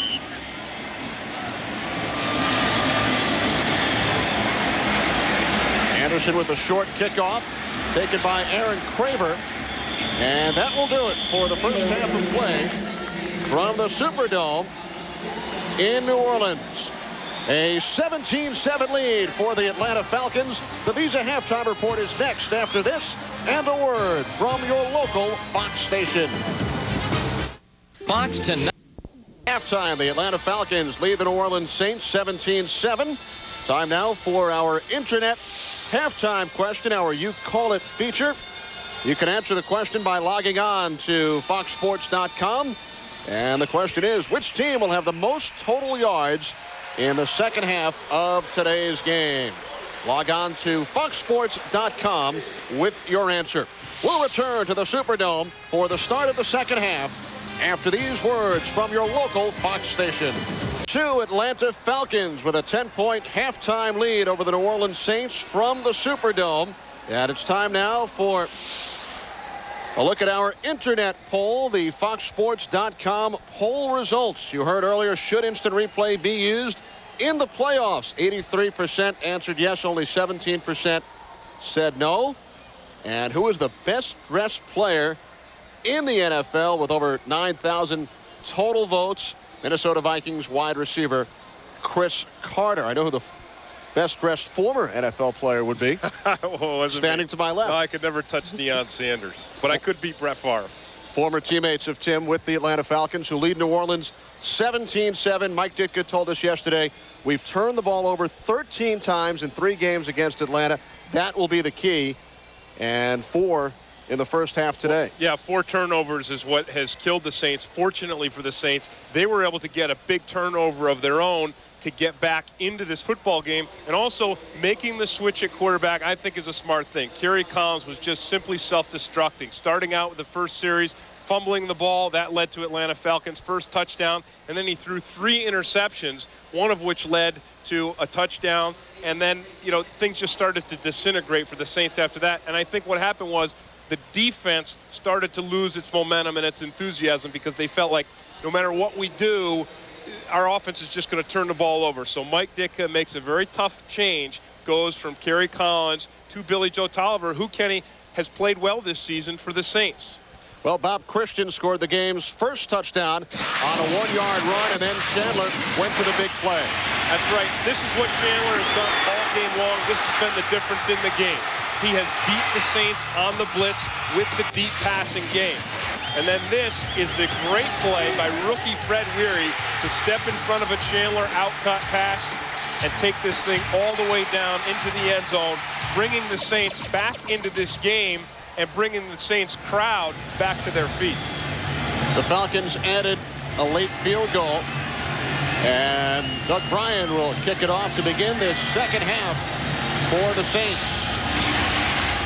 Tim White, 4 yards deep in the end zone, down to 1 knee for a touchback. So the Falcons will start 1st and 10 from their own 20-yard line as we take a look at the first half numbers. Well, and you said it, Kenny, all game long. Here's the 4 turnovers that the Saints have had. The Falcons, too, enabled the Saints to climb back into this game. But if you look at the big difference, it's the passing game. Falcons with 193, Saints with only 77. And Billy Joe Tolliver, it's going to be up to him when he gets his chance to get that thing on the right track for the New Orleans Saints. Chris Chandler, 10 of 18, 193 yards, 1 touchdown, and an uncharacteristic 2 interceptions. Here's Jamal Anderson, who gained only 33 yards in the first half, but picks up 7 on the first play of the second. And you talked about it earlier, Anderson has been stronger as the game's progressed this year. He really has, but I think that the Saints defense in the first half, Kenny, did a great job of continuing to penetrate, continuing to blitz the linebackers and stunt the defensive linemen up front to really get on Jamal Anderson's legs in the backfield. 40 yards on 14 carries for the NFL's second leading rusher. 2nd down and 3 The play fake to Anderson, and the catch is made out of the backfield by Bob Christian. Pulled down by Chris Bordano after he picks up the first down. Because the Saints are doing a lot of blitzing today, what that means is they're in a lot of man-to-man coverage. So on that play there, you saw that Chris Bordano, the rookie linebacker for the Saints, had to cover Bobby Christian man-to-man. Christian did the smart thing by breaking and running away from the man coverage. First down from the 31. Falcons leading the Saints 17-7. Jamal Anderson to the outside with Christian leading the way. Forced out of bounds at the 35-yard line by the former Carolina Panther, Chad Cota. Again, it's what we talked about earlier with Jamal Anderson. One of the things that makes him so special is the ability to take the ball towards the sideline and then redirect his momentum upfield, picking up big yards. Watch it here. The Saints do a pretty good job of stringing this play out all the way to the sideline. You see Joe Johnson there, but Anderson has the ability to make that cut and turn it up for big yards. He almost did a dirty bird there. We haven't seen the dirty bird yet today.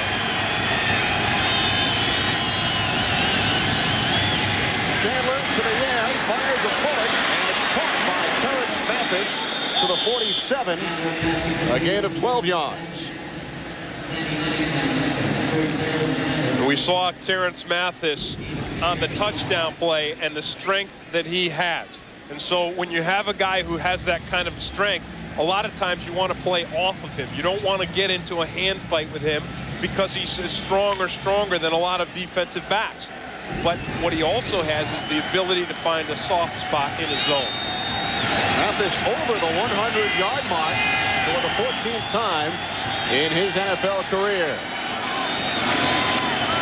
Jamal Anderson works his way towards midfield. I think, Kenny, that the Saints defense needs to get that aggressiveness back. They need to start some of those all-out run blitzes, either with the bareback or the camelback, because right now the Falcons are just methodically working their way down the field. There's Zaven Uralian, the defensive coordinator, who asked us to send best wishes to his father, George, who is out in Sherman Oaks, California. Not well, certainly on Zaven's mind as it is ours. So we send our best wishes to George Uralian and the Uralian family. Second down and 7. Chandler under pressure takes off into Saints territory. Down to the 42 and a penalty marker. A 9-yard pickup by Chandler. Well, Chris Chandler has made a lot of progress this year as a quarterback. He's making better decisions in the passing game. He's throwing the ball extremely well. It's going to be a clipping against the Falcons.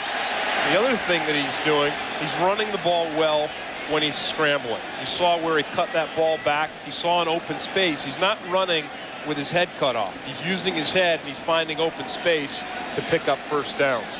Amazingly, Chandler has never been to the playoffs in his previous 10 seasons. The only time his team even finished over 500, his rookie year in Indianapolis, 1988, Personal foul. when the Colts went Clipping. 9-7. Offense, number 88, 15-yard penalty, repeat second down.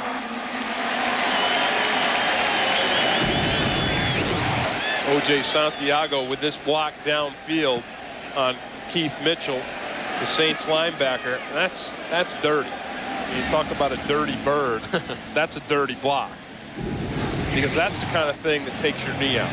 A guy hitting you from the back in the legs with that kind of a roll-up situation. That's where you pop that ACL tendon, ligament. So following the penalty, forces the Falcons back to their own 44-yard line. Second down and 12. 3 wide receivers for Chandler. He steps up, pump fakes, and then dives head first to the 49-yard line. Really good pass protection by the Falcons offensive line. They really did a nice job, because the Saints, again, they line up in that bear and they bring the heat. The Falcons offensive line gives Chandler a really nice pocket. Watch it here. There it is right there. Allows him to scramble around back there, step up. And it's good coverage downfield again by the Saints defense. You know, Chandler's the second leading rusher on the Falcons, following Jamal Anderson. Has more yards than all of the other backs. 3rd and 7. There they come. And there goes the ball, and it's recovered by Mark Fields. Catch Fields. The second defensive touchdown today for the New Orleans Saints. 36 yards on the return.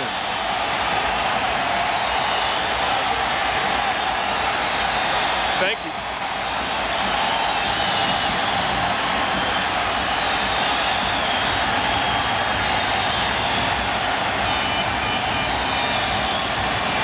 Saints overloaded the Falcons' offensive line with a combination safety linebacker blitz on rookie Bob Halen.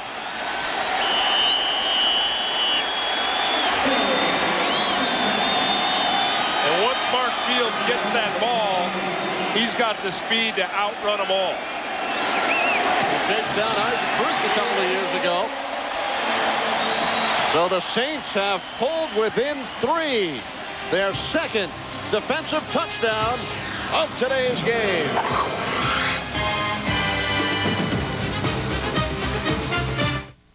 NFL Sunday is brought to you by Gateway. Let's talk about your Gateway.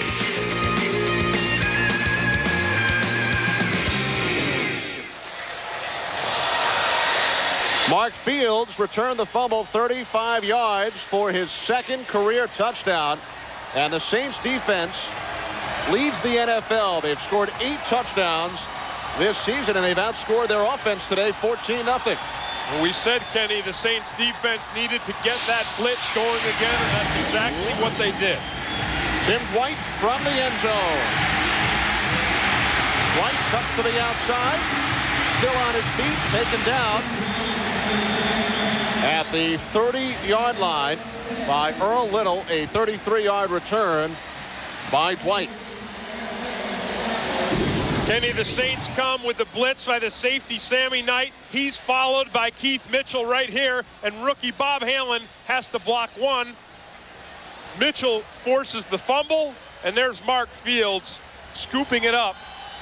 And as you said, scoring the Saints' second defensive touchdown of the day.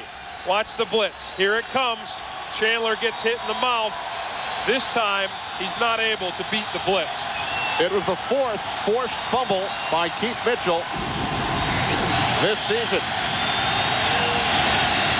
Jamal Anderson puts the cover back inside and picks up 2 yards on first down. Some extracurricular activity and a penalty marker on the play.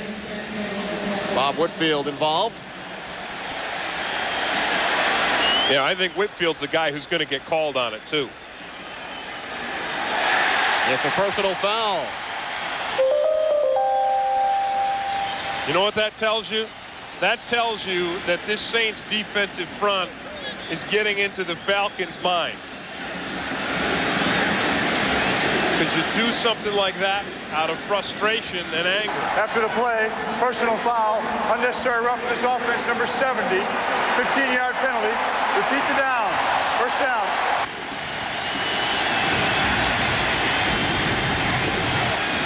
Saints again coming very aggressively. There's Whitfield.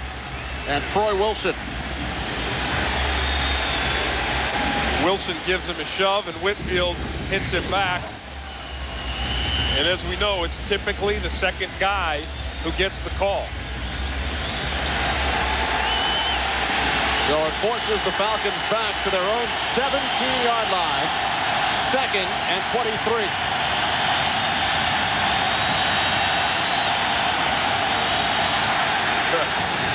And again, it was Whitfield lined up against Troy Wilson, who moved first.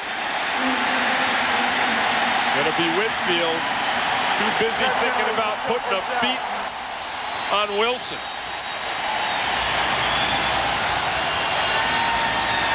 Trust me, Bob Whitfield wants a piece of Wilson. So he's thinking right there, I'm going to get back so I can crack this guy. You see that? He's going for him. He wants to put a shot on Troy Wilson. Saints fans on their feet. The defense has scored both New Orleans touchdowns. And they're up against first down and 28. And the quick slant is caught by Tony Martin, wrestled out of bounds by Keith Mitchell at the 19-yard line. That was nice reaction by Keith Mitchell and a nice display of speed to get out to that play and make the tackle.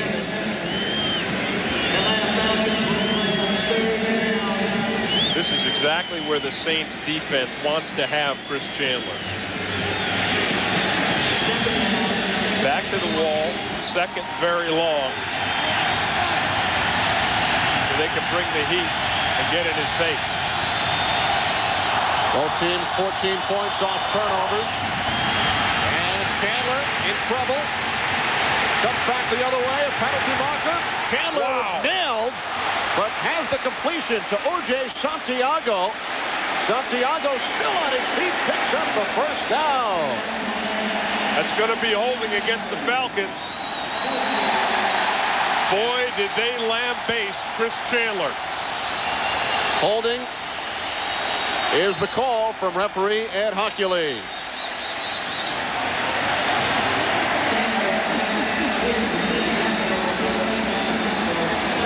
Good play by Santiago, but it will be called back. Holding. Offense number 70. 10-yard penalty, repeat second down. Third consecutive penalty called on Whitfield.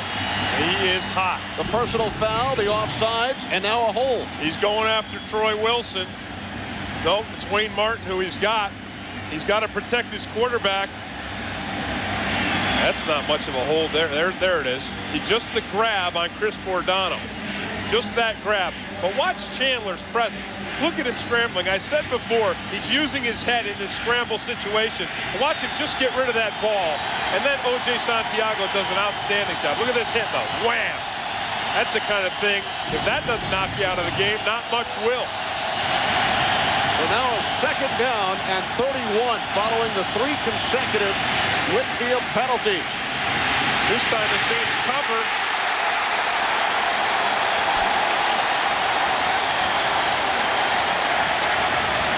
Loss of 2 on the play. Well, I like that decision by Chris Hewitt. He's back in coverage, and when he sees Chandler start to scramble, he fires.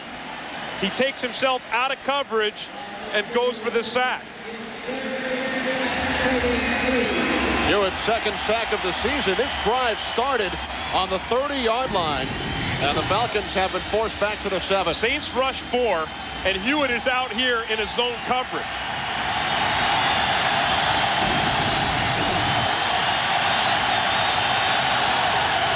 Third down and 33.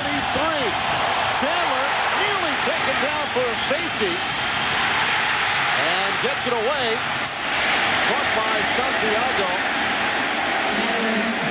Chandler's hurt. This guy has been battered around this season as much as any quarterback, and the look of pain on his face is not good. That's what the Saints defense wanted to do from the beginning of the game, and it looks like they may have done it, Kenny. Chandler does a great job eluding the rush. Wayne Martin stays on him, and look at his knee. His knee gets twisted up underneath him. It's incredible that Chandler gets rid of the ball and makes a completion, but look at that.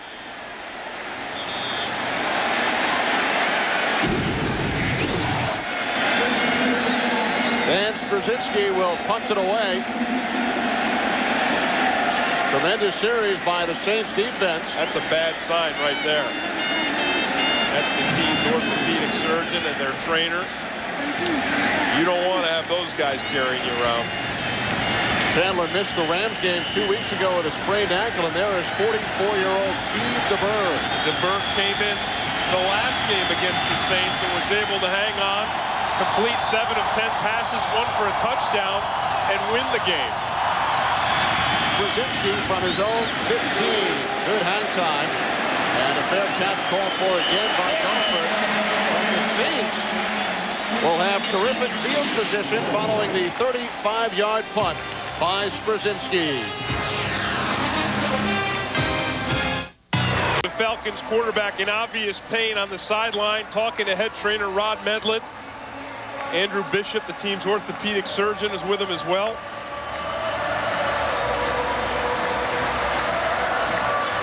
And I'm sure they're trying to determine whether he should go back in the game. Well, the Saints made a quarterback change earlier, not due to an injury, however, as Billy Joe Tolliver replaced the ineffective Kerry Collins. And now the Saints with their best starting field position as Tolliver's throw is bobbled and then dropped out of bounds by Wilmon Curry. Got to make that catch. Here's Chandler again. Watch what Wayne Martin does to him. Now wraps him up and then watch his right knee. You see that? It looks like a kind of a wrestling move, and there's the stress on the knee right there with Chandler's foot caught underneath Wayne Martin. Martin doing nothing wrong, by the way, at all. You want to wrap up his legs and bring him down. That is not a good sign. 2nd and 10. The pitch back to Lamar Smith. Out across the 40 to the 42-yard line. A gain of 3. Eugene Robinson came up from the free safety spot to make the stop, and Travis Hall looks to be shaken up. And now Kenny, if Travis Hall is hurt, that's a big shift in momentum for the Falcons for this whole game. So we'll return to the Superdome after this. Another important player for the Atlanta Falcons on the sideline after his injury. But he walked off, and it looked like the kind of thing where he probably will return, although you never do know. Replaced by John Burrow. 3rd down and 7. Tolliver from the shotgun, steps up, throws, and the catch is made in Falcons territory by Sean Dawkins for a Saints first down, a gain of 13 yards. And this is what Billy Joe Tolliver gives the Saints. He gives them a presence in the pocket and the ability to throw with great accuracy downfield. Dawkins making the break to the inside on Michael Booker, who overreacts just slightly. Dawkins makes another nice catch, but the thing I like about it is what Billy Joe Tolliver does with the pocket. He gets pressure from the outside, and he steps up into it. And the Saints defense has nearly outgained their offense today and scored both touchdowns. Tolliver over the top. Lamar Smith, he's met immediately by Jesse Tuggle and Cornelius Bennett. And right now, for an NFL update, let's head to James Brown in Los Angeles. Kenny and Tim, Arizona in the playoff hunt, but by no means a lock. Hurting themselves right now. Corey Detmer hooks up with Irving Fryer, 26-yard touch. It is 17-10 Philadelphia in the 4th quarter. Back to Kenny and Tim. And that is certainly good news for the New Orleans Saints. That's right. And another quarterback, a backup quarterback to come in recent weeks, Corey Detmer, and give a team some life. And the other game that Saints fans are keeping an eye on as Archambault pressured his former teammate Tolliver. Tampa Bay also 6-7, leads Pittsburgh 13-3 in the 4th quarter. You know, Kenny, Billy Joe Tolliver, I talked to him yesterday. You see that spot on his nose? He said that that spot on his nose is some kind of an infection that is spread through his whole body. He's been sick all week with flu-like symptoms, and he said the whole thing started with his nose. So he's out there. He's the kind of guy that would never complain or never say, hey, something's wrong. He's just out there with that thing and that infection in his whole body, playing his heart out. Thanks, Dr. Green. 3rd down and 7. Tolliver trying to pass. Gulliford was the intended receiver. Cornelius Bennett and Ronnie Bradford on the coverage. And Bennett and Bradford, the coverage that they showed Billy Joe Tolliver forced him to try to lace that ball in there, and it was too tough for Gulliford to bring down. So Mark Royals will punt it away. Saints trailed 17-7 at the half. And then a 36-yard fumble recovery for a touchdown by Mark Fields, pulling New Orleans to within 3. All 4 touchdowns in the game today have come off turnovers. 7 turnovers in the game, all committed by the quarterbacks, Collins and Chandler. And this one takes a Saints bounce. And they count it inside the 5-yard line. That looked like a bad punt. It looked like it was headed right for the end zone, but Mark Royals had enough backspin on it so that it bit and bounced back. Is brought to you by Southwest Airlines, proud sponsor of the NFL and official airline of the Super Bowl. By Interstate Batteries, the official battery of the family car. By Walmart, always low prices, always. And by Taco Bell.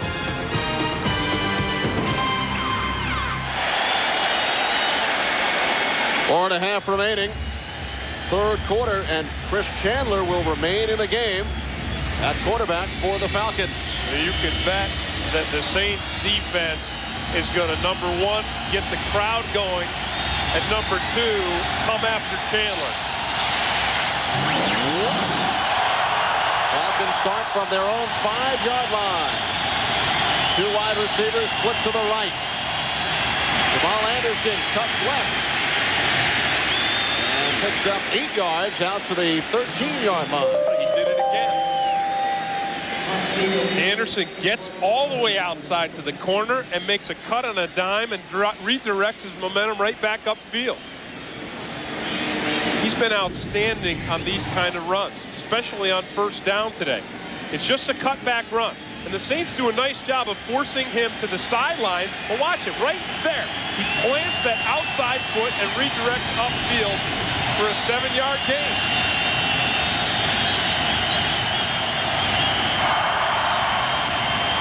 Second and 3. Anderson once again. And this time he is stopped. A penalty flag on the play. If it's against the Falcons, I'll tell you, their offensive line has done them no favors at all in the last couple series. Bob Whitfield with 3 penalties in a row really destroyed the Falcons' last offensive drive. You know, Atlanta's getting a hockey team next year. In hockey, we call that a hat trick. That's not a hat trick you want to get. No. Holding. Offense number 70. Half the distance to the goal. Repeat 2nd down. Hat trick +1. Yeah. You know, now the officials are keeping their eye on Whitfield because they know he's hot.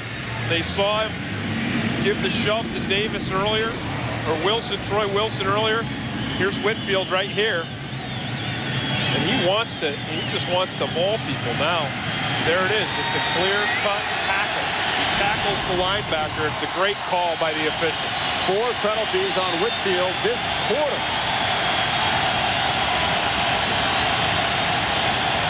Second down and 8. 3 wide receivers. Here comes the blitz. And the Falcons keep it on the ground with Jamal Anderson. Picks up the 1st down out to the 20. A gain of 13 yards. And this, again, Anderson beats the blitz on this play. Saints come. They come with the heat. They bring the safeties. They bring the linebackers. They're back in the backfield. But once Jamal Anderson beats that right there, now he's got open territory to pick up a big 1st down.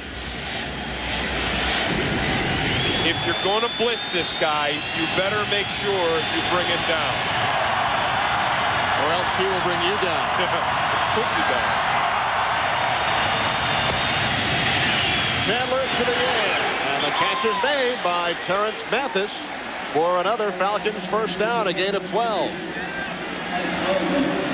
Remember this play earlier in the game when rookie Fred Weary jumps the route? Well, Alex Molden needs to do the same thing. It's the Falcons' money play, but he has such a huge cushion that it's an easy pitch and catch between Chandler and Mathis. So the Falcons with some breathing room. They started on their own 5-yard line, leading by 3. Game of huge importance to both clubs.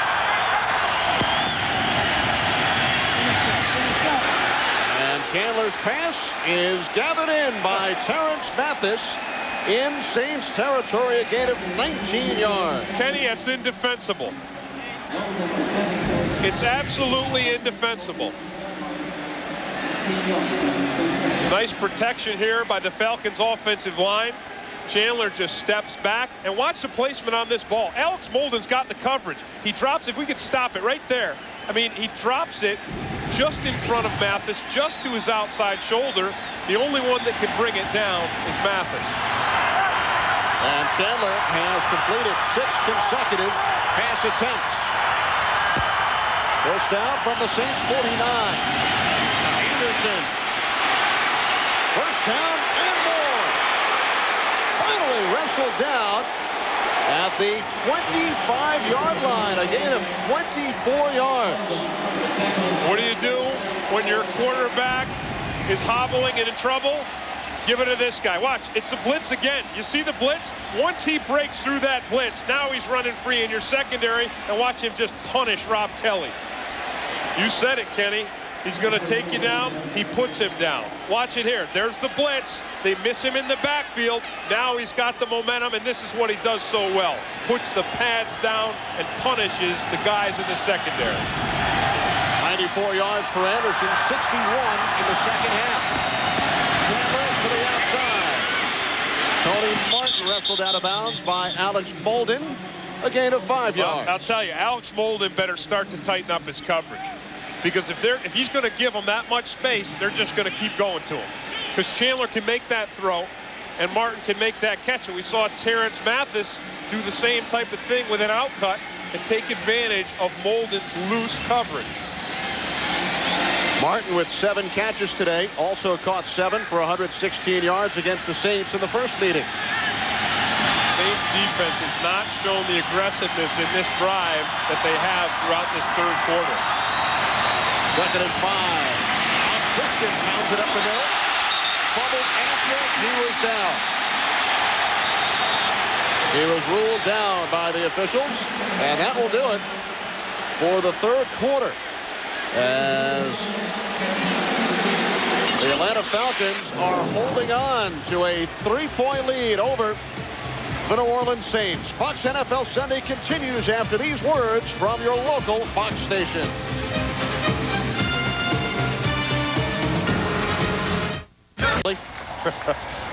That's the first time I've seen Santa Claus with a skirt. Santa Claus indoors at the Superdome. He's got the right boots. I mean, those look like pretty good snow boots right there. The rest of his legs are going to be pretty cold. Well, if Santa Claus is a Saints fan, then he must hope for the defense to come up big right here. They scored 2 touchdowns today. And the Falcons with 3rd and 1 on the 16. The Falcons have worn this defense down with this long drive on the back of Jamal Anderson. And it looks like Bob Christian was stopped short. Wayne Martin. Like the ball came loose, too. Wayne Martin, the first Saint in there.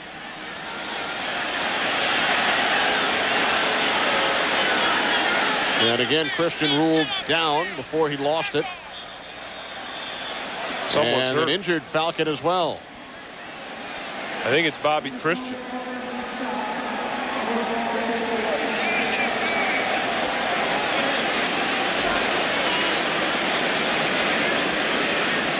Dan Reeves has called Christian the unsung hero of this Falcons team. Does not touch the ball much. Great blocker, and he never complains. He scored the first touchdown of the game on a 1-yard run.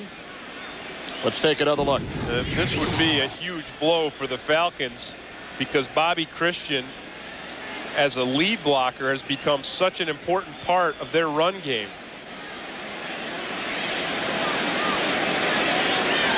He gets stood up and looks like, oh man, bent right back that left knee. Oh man.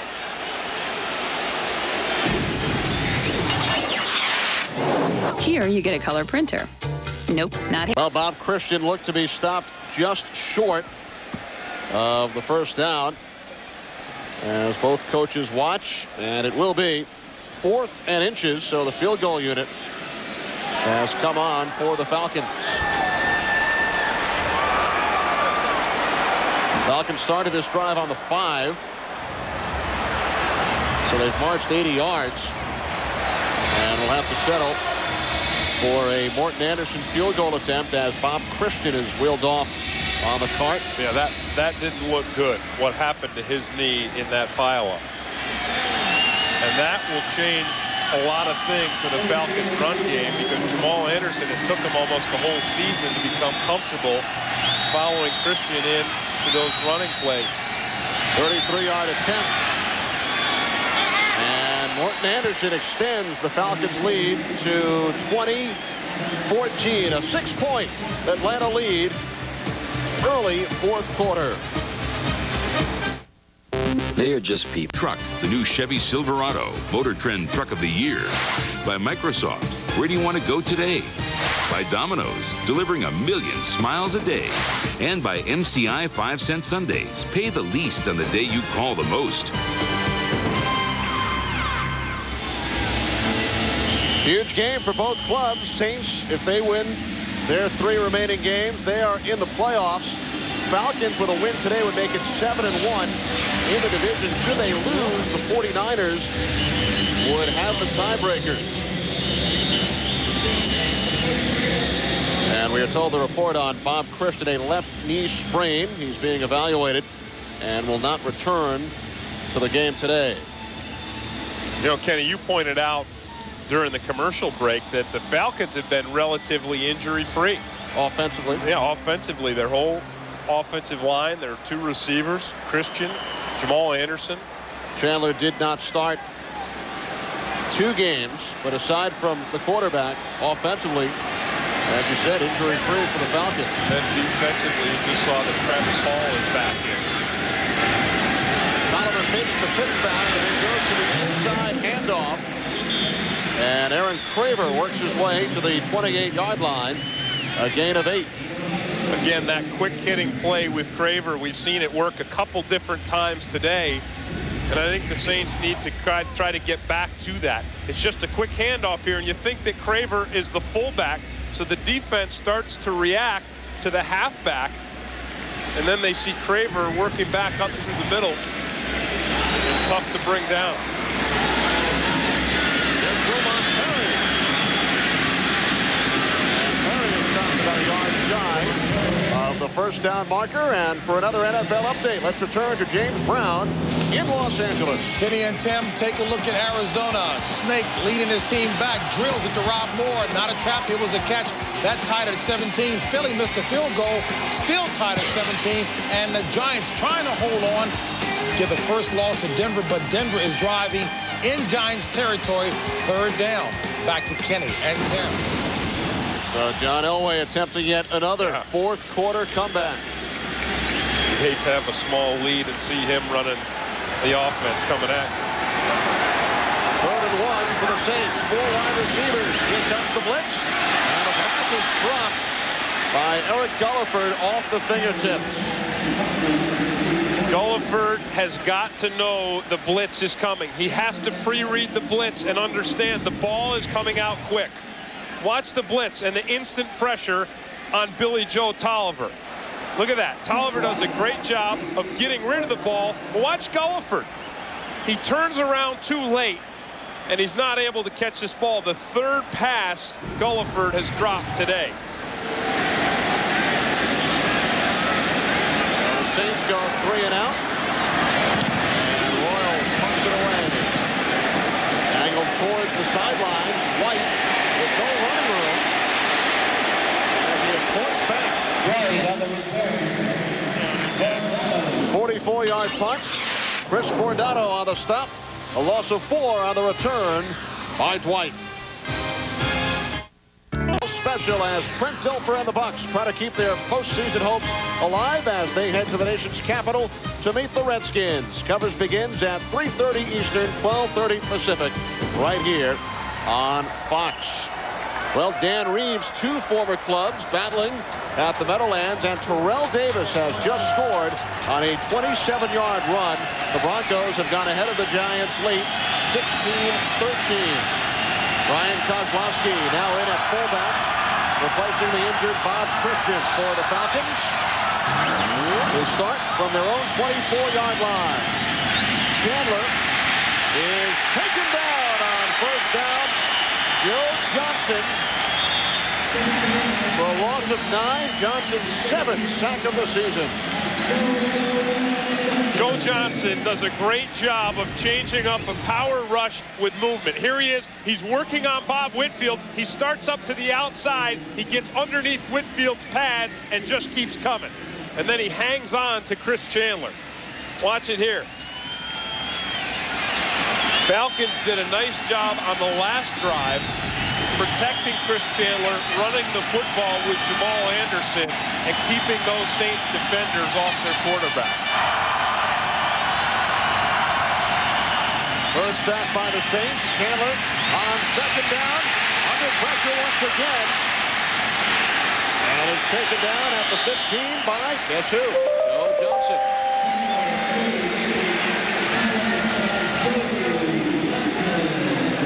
Well, Kenny, you know, with Chris Chandler running around there like he is, the Saints are doing a great job in the secondary. Now they come with an all-out blitz. They send the 7 up front. And then you look there, and look at that. Chris Chandler has no receivers to dump this ball off to, so he is forced to scramble.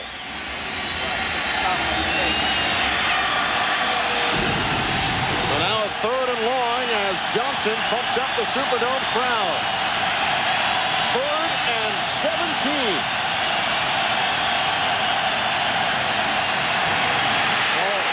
Chandler was hit, and he threw it away. The delayed blitz by safety Chad Cota is really almost impossible for the Falcons offensive line to pick up. Watch how late. There's Cota. Look how late he comes, and so no Falcons blockers have accounted for him. He comes up late into the formation and races straight through to get into Chandler's face. Gulliford back at his own 40. Straczynski on the 5-yard line. Gulliford backs up to the 32 and spins to the 34 before he was taken down by Ronnie Bradford. A 51-yard punt by Straczynski. 2 on the return.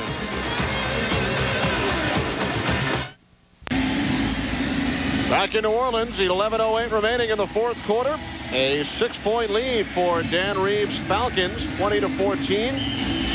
Saints defense has scored both of their touchdowns.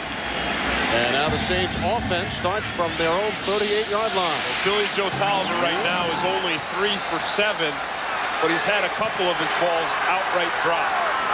And the Saints go with 4 wide receivers on first down. Tolliver's throw is caught by Andre Hastings, and a penalty marker on the play as well. It's holding against the Saints.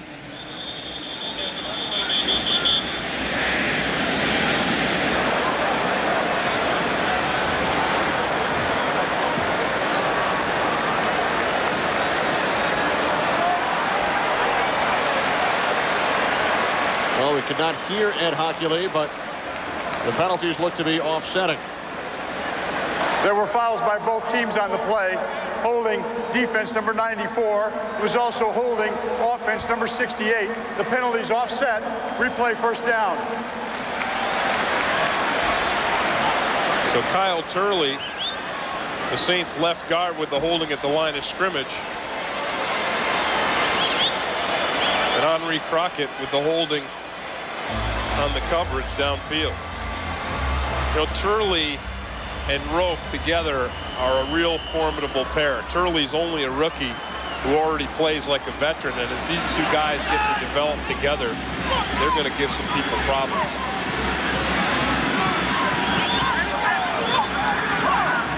From the 33-yard line, 4 wideouts as Tolliver's pass is caught out at midfield. by Sean Dawkins. A gain of 17 yards. Devin Bush made the stop. That's a perfect strike by Billy Joe Tolliver. He's got to lace it exactly between the two coverages. Booker to the outside, a safety to the inside, and the ball is perfectly thrown by Billy Joe. Dawkins' 4th catch of the day.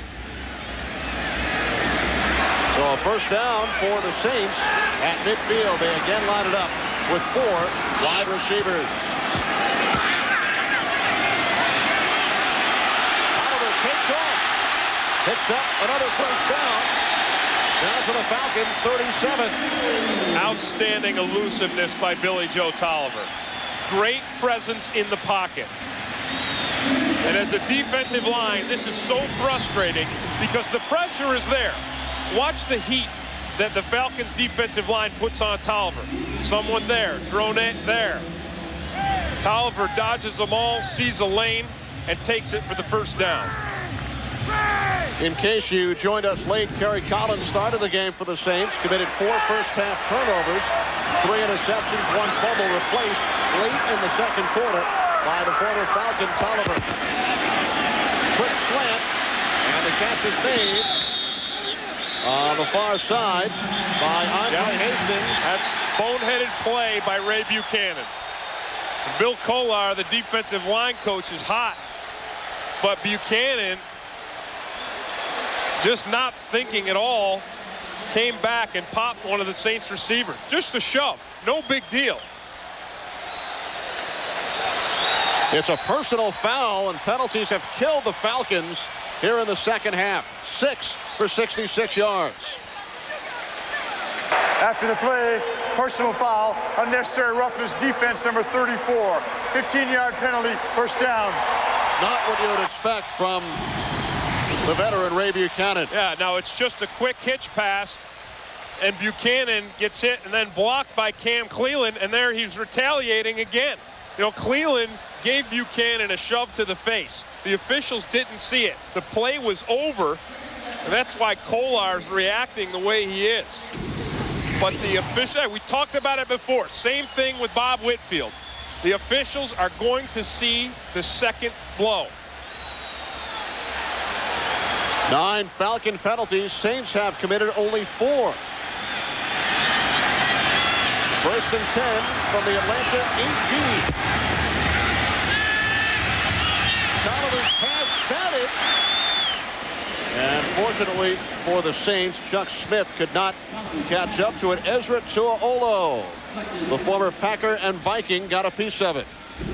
The Saints offensive line gives Billy Joe Tolliver a nice pocket, but it's too nice. And there's Ezra Tuaolo working right there against Naoli, and he gets that hand up just to pop that pass down.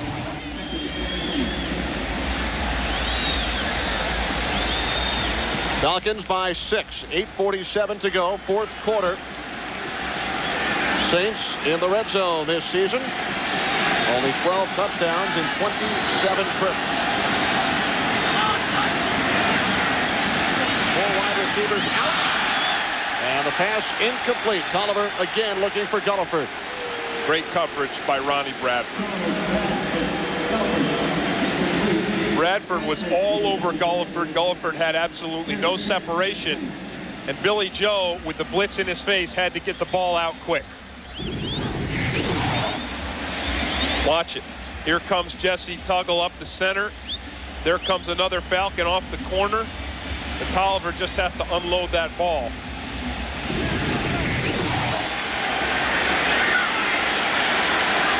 Third and 10 from the Falcons 18. Tolliver under pressure, tipped again, incomplete. So the Saints will take 3 points as they send out the field goal unit down by 6. As Doug Bryan comes on, he's only missed 1 field goal in 19 attempts all season.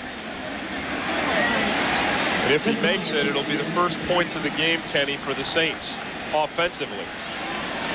2 touchdowns coming from their defense, a Mark Fields fumble recovery and a Fred Weary interception. The only points until now. A 36-yard attempt. Ryan connected from 53 yards twice against Dallas last week. And Ryan is now 19 of 20 on the season as he pulls the Saints within 3. 8.5 remaining. Kenny Albert, Tim Green in New Orleans. A 3-point lead for the Atlanta Falcons over the New Orleans Saints. The Falcons win and one more 49ers loss, and the Falcons clinch first place for the first time since 1980. And for the New Orleans Saints, 3 victories, and they are in. If they lose today, they would need help from elsewhere. Next week, the Saints travel to Tempe as they will meet the Cardinals, who are in overtime right now, tied at 17 with the Philadelphia Eagles. Tampa Bay has defeated Pittsburgh 16-3, so for the moment, the Buccaneers now 7-7 in that final wild card position in the NFC. As Brian kicks it off, and he backs White up about 7 yards in the end zone. So the Falcons will start from their own 20-yard line. Tampa Bay now 7-7. They beat Pittsburgh. They finish up with 2 on the road. Arizona in overtime against the Eagles, finish with 2 at home. As you said, Kenny, Tampa Bay right now with the edge with that win today makes this game that much more important for the New Orleans Saints. They need to stay even with Tampa Bay, and if they are even, they have the head-to-head win over the Bucs, so that would send them to the playoffs. And the New York Giants have taken a lead with 48 seconds remaining over the Denver Broncos. Incredible. Broncos 13-0. You can't count Elway and Terrell Davis out, though, even with 48 seconds. Chandler on first down fires to Tony Martin for a gain of 11 yards. The Broncos 13-0. And they are 48 seconds away from losing. I'll tell you, this is a great play by the Falcons. Sammy Knight has the underneath coverage, but he turns his back to Chris Chandler. So Martin just keeps running inside. Watch Knight come into the picture. Knight's got his back turned, so Tony Martin makes a great adjustment by continuing to run inside. Tony Martin over the 100-yard mark, 4th time this year. Falcons have 2 100-yard receivers today, both Martin and Mathis. Jamal Anderson to the outside. And Anderson is approaching 100 as well. Kenny, we talked about Jamal Anderson's propensity throughout the season to run so much better in the second half than he does in the first half, and he's done the exact same thing today.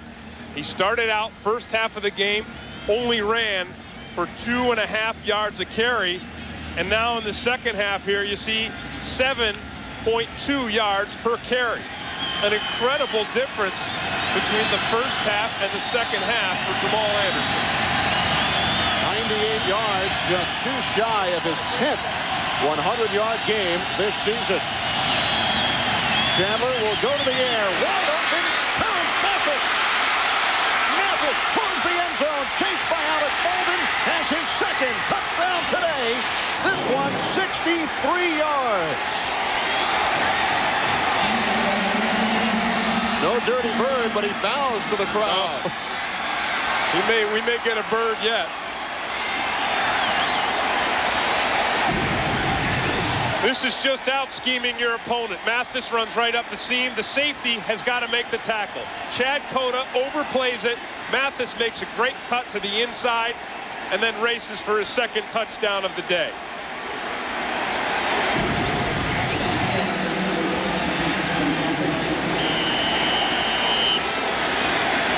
And Chris Chandler has just set a new career high with his 21st touchdown pass of the season.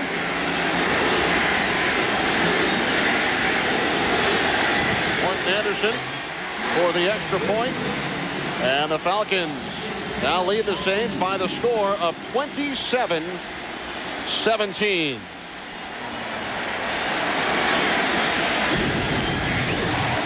Here's Mathis. He runs up the seam and makes a break to the inside. Chad Cota is the safety who's got the coverage. See Cota here? He's got to come up and make that tackle. It's just flat, not getting the job done. Chandler reacts, and Terrence Mathis, Tim, has just set a Falcon record for most receiving yards in one game in the history of the Falcons. 198 yards for Mathis today. The previous record, 193, set by Andre Rison in 1994 and Alfred Jackson in 1984. So a new Falcons record, 198 yards receiving for Terrence Mathis. And I think also, Kenny, this is the first time this season that Chris Chandler has thrown for over 300 yards. And, if you can believe this, only the third time in his career, a 300-yard game for Chandler in 11 seasons. And you have to think, I mean, here's Chandler on the sideline. Remember in the third quarter when he was there, hurt, banged up, knee twisted up, and the toughness that Chandler displayed by getting up, hobbling back into the game, and then lighting up the Saints defense with another touchdown pass. Gulliford brings it out to the 20-yard line. Falcons leading by 10. Well, tonight, after an all-new World's Funniest, celebrate Christmas Simpson style. Then the holidays come alive on an all-new That 70s Show, followed by guest stars Ed Asner and Lily Tomlin on an all-new Christmas episode of Tim's favorite, The X-Files. It all starts tonight at 7, 6 Central on Fox Sunday. Big numbers for Chris Chandler with 345 yards. Over 300 for only the third time in his 11-year career. And the first time as a Falcon. Tolliver connects with Brett Besh across the 30 for New Orleans first down. Interesting talking to Billy Joe Tolliver yesterday, and he told me that he likes Brett Besh as much as any receiver he's ever had. Not great speed, he says, but he's a guy who always seems to get open, and he always catches the football. Saints in the hurry-up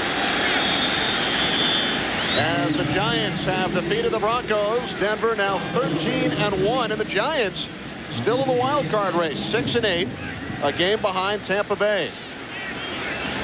And Arizona, who has defeated Philadelphia in overtime, 20-17. So the other two teams the Saints were tied with have won.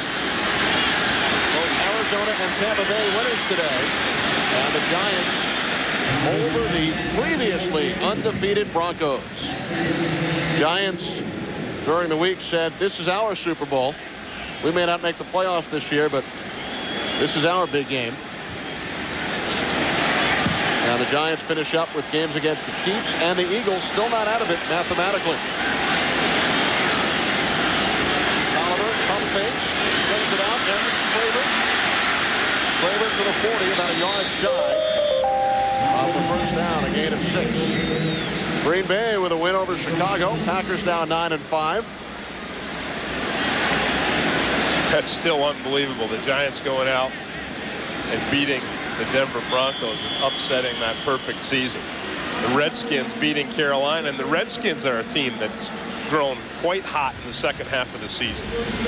Redskins 5-2 after an 0-7 start. As you said, Tampa Bay beating Pittsburgh puts tremendous pressure on the Saints.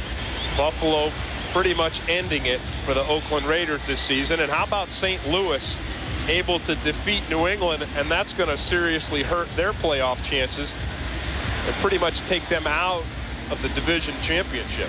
And as we mentioned, the Arizona Cardinals, with a Joe Nedney overtime field goal, have defeated the Eagles. So that is not good news for Mike Ditka. Both Arizona and Tampa Bay 7-7, and the Saints here trailing by 10. And I think that Saturday game on Fox next week against Tampa Bay and the Washington Redskins is a great game. You know, the Tampa Bay fighting for their lives with a lot of momentum after beating Green Bay on Monday night this week, and now beating Pittsburgh in the playoff hunt. But the Redskins playing great football, able to put a lot of points on the board. And before we get to next Saturday, we have second half double-header action today as Troy Aikman and the playoff-bound Dallas Cowboys take on the Kansas City Chiefs. And I want to see that one too.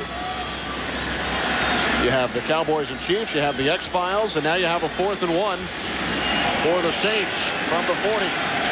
Aaron Kramer has the first down as he keeps the Saints drive alive. You know, we're talking as if this game is over, and certainly it isn't.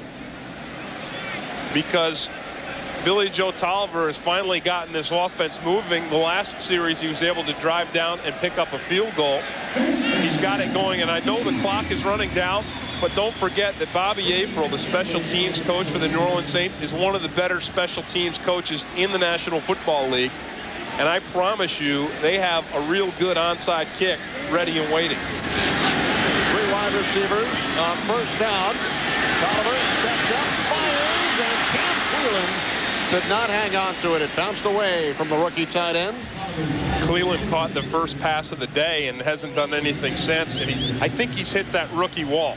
A talented guy, a guy who's big, physical, very strong. But I've seen him drop a couple of passes in the past few weeks. Here he is making just a short in cut. I've seen him drop a couple passes in the last few weeks that he was catching earlier in the season. You have to remember, he's a rookie. So this late in the season as a rookie, you are just worn out in a way you never imagined you could be worn out.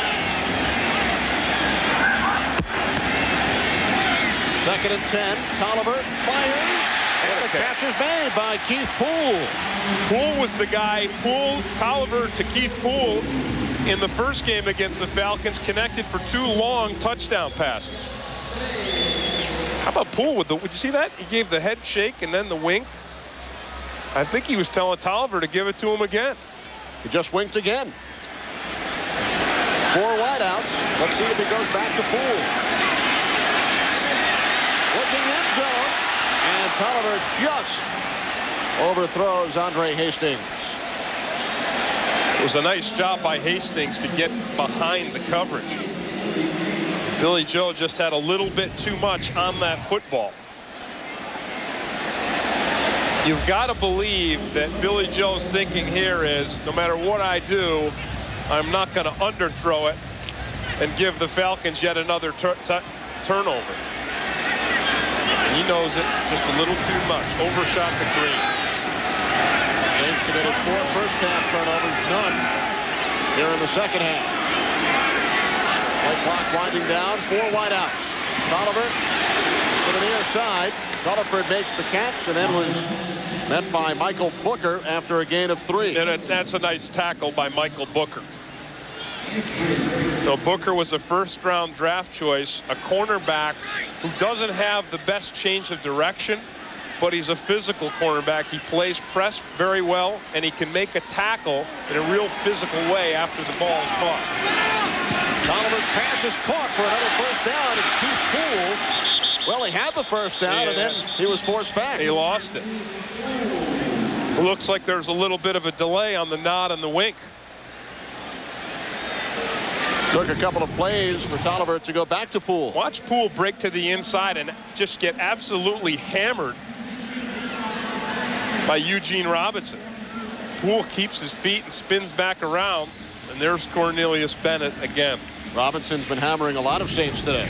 You know, Bennett is leading the Falcons in tackles, and that's the first time in 9 years, at least coming into this game, that anybody but Jesse Tuggle led the Falcons in tackles.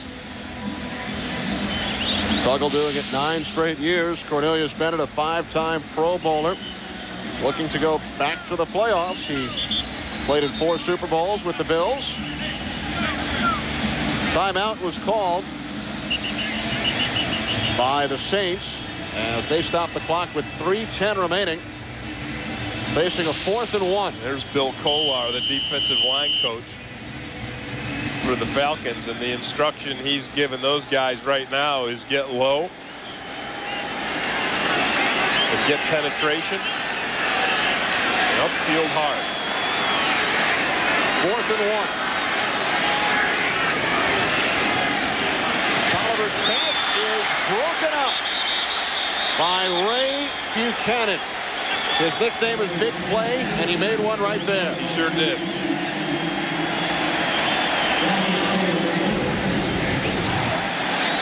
It's just a quick slant pattern here. by Sean Dawkins. The ball is up, and Buchanan covers it perfectly. Buchanan and Dawkins were teammates with the Colts. And that takes the wind out of the Saints' sails.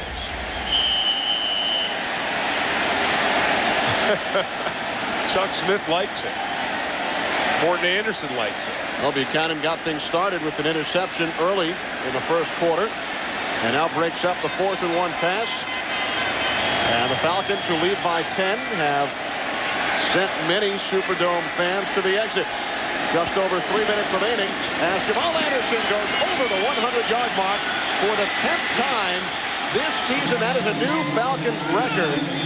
Gerald Riggs with 9 100-yard games back in '84. Jamal has done it 10 times this year. Well, not only did he go over 100 yards, but really he gives Chad Cota something to think about on this play. Watch Anderson get his pads low and get the acceleration. Watch Cota. Wham. I mean, he puts him down. How many times, Kenny, today have we seen Jamal Anderson lower his pads and leave a Saints defender lying on their back? 3 100-yard Falcons today. Anderson on the ground. Mathis and Martin in the air. Anderson into Saints territory. Still on his feet. Finally brought down at the New Orleans 33, a gain of 23 yards. 10 100-yard games for Jamal this season as we hit the 2-minute warning. Falcons leading by 10.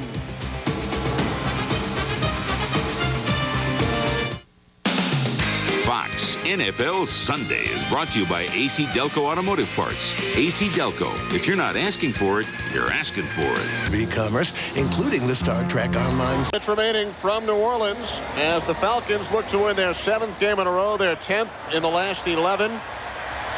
Jamal Anderson, 136 yards. He had 33 at halftime. Incredible disparity. Yards per carry, 2.5 in the first half, over 8 yards in the second half.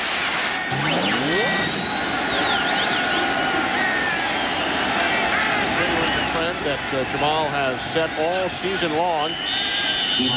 And right now for an NFL update, James Brown in Los Angeles. Kenny and Tim, Denver no longer undefeated. How did it happen? 48 seconds left. Kent Graham goes up top 37 yards to Amani Toomer.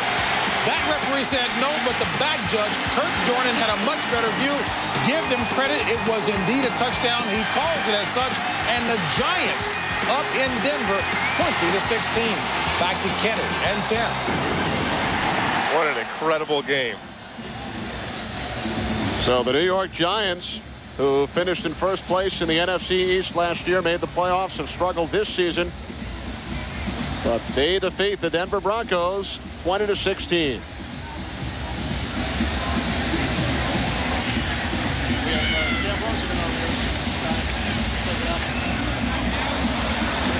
Well, a tremendous job, as always, Tim, by our entire crew today. Our producer, Rich Russo. Director, Peter Bleckner. The pregame show, produced by Scott Ackerson, directed by Bob Levy. Thanks to our technical producer, Kevin McRoby. Technical director, Dave Bernstein. Associate Director Larry Lancaster, Broadcast Associate Robert Slosby. The senior producer of Fox Sports, Bill Brown. The executive producers, Ed Gorin and David Hill. Crunching the numbers, as always, Barry Hockhauser, Eric Merlis, Mike Eldridge, and Mark Cole, as well as the rest of our crew from the Superdome in New Orleans. 2nd and 11 from the 35. Jamal Anderson adding to his totals. Kenny, again, when you look at the teams around the league and you say, how far can the Atlanta Falcons go? The answer really has got to be all the way, because we talked about it from the beginning of the game. They have the 3 essential elements. First, they can run the ball with that guy, Jamal Anderson. Secondly, Dan Reeves' defense can stop the run. And third, they've got a quarterback who can throw deep. Look at this. 55 20-plus yard pass plays, second most in the National Football League coming into today, with 4 of those 55 coming on today's game. including 62 and 63-yard touchdown passes to Terrence Mathis. And if you have those three elements, you can beat anyone in the National Football League. Jamal Anderson with the stiff arm, his 10th 100-yard game of the season. He's Chris laughing. Chandler over 300 for the third time in his career. He's laughing. I mean, he really punished the Saints defenders in the second half of this game. He lowered the shoulder, he knocked guys down, he stiff-armed them, he turned the corner, he did everything a running back can do. The Falcons will make it 8 consecutive wins over the Saints as Atlanta ties a club record with 12 victories. They did it back in 1980. And the Falcons are now 12-2. All they need is one more victory in their final 2 games against Detroit and Miami, or one San Francisco loss, and the Falcons win the NFC West. They defeat the Saints today 27-17. For Tim Green, Kenny Albert saying so long from New Orleans. Stay tuned for game 2 of our doubleheader. Most of you will see the Cowboys and the Chiefs. You're watching Fox Sports coverage of the National Football League.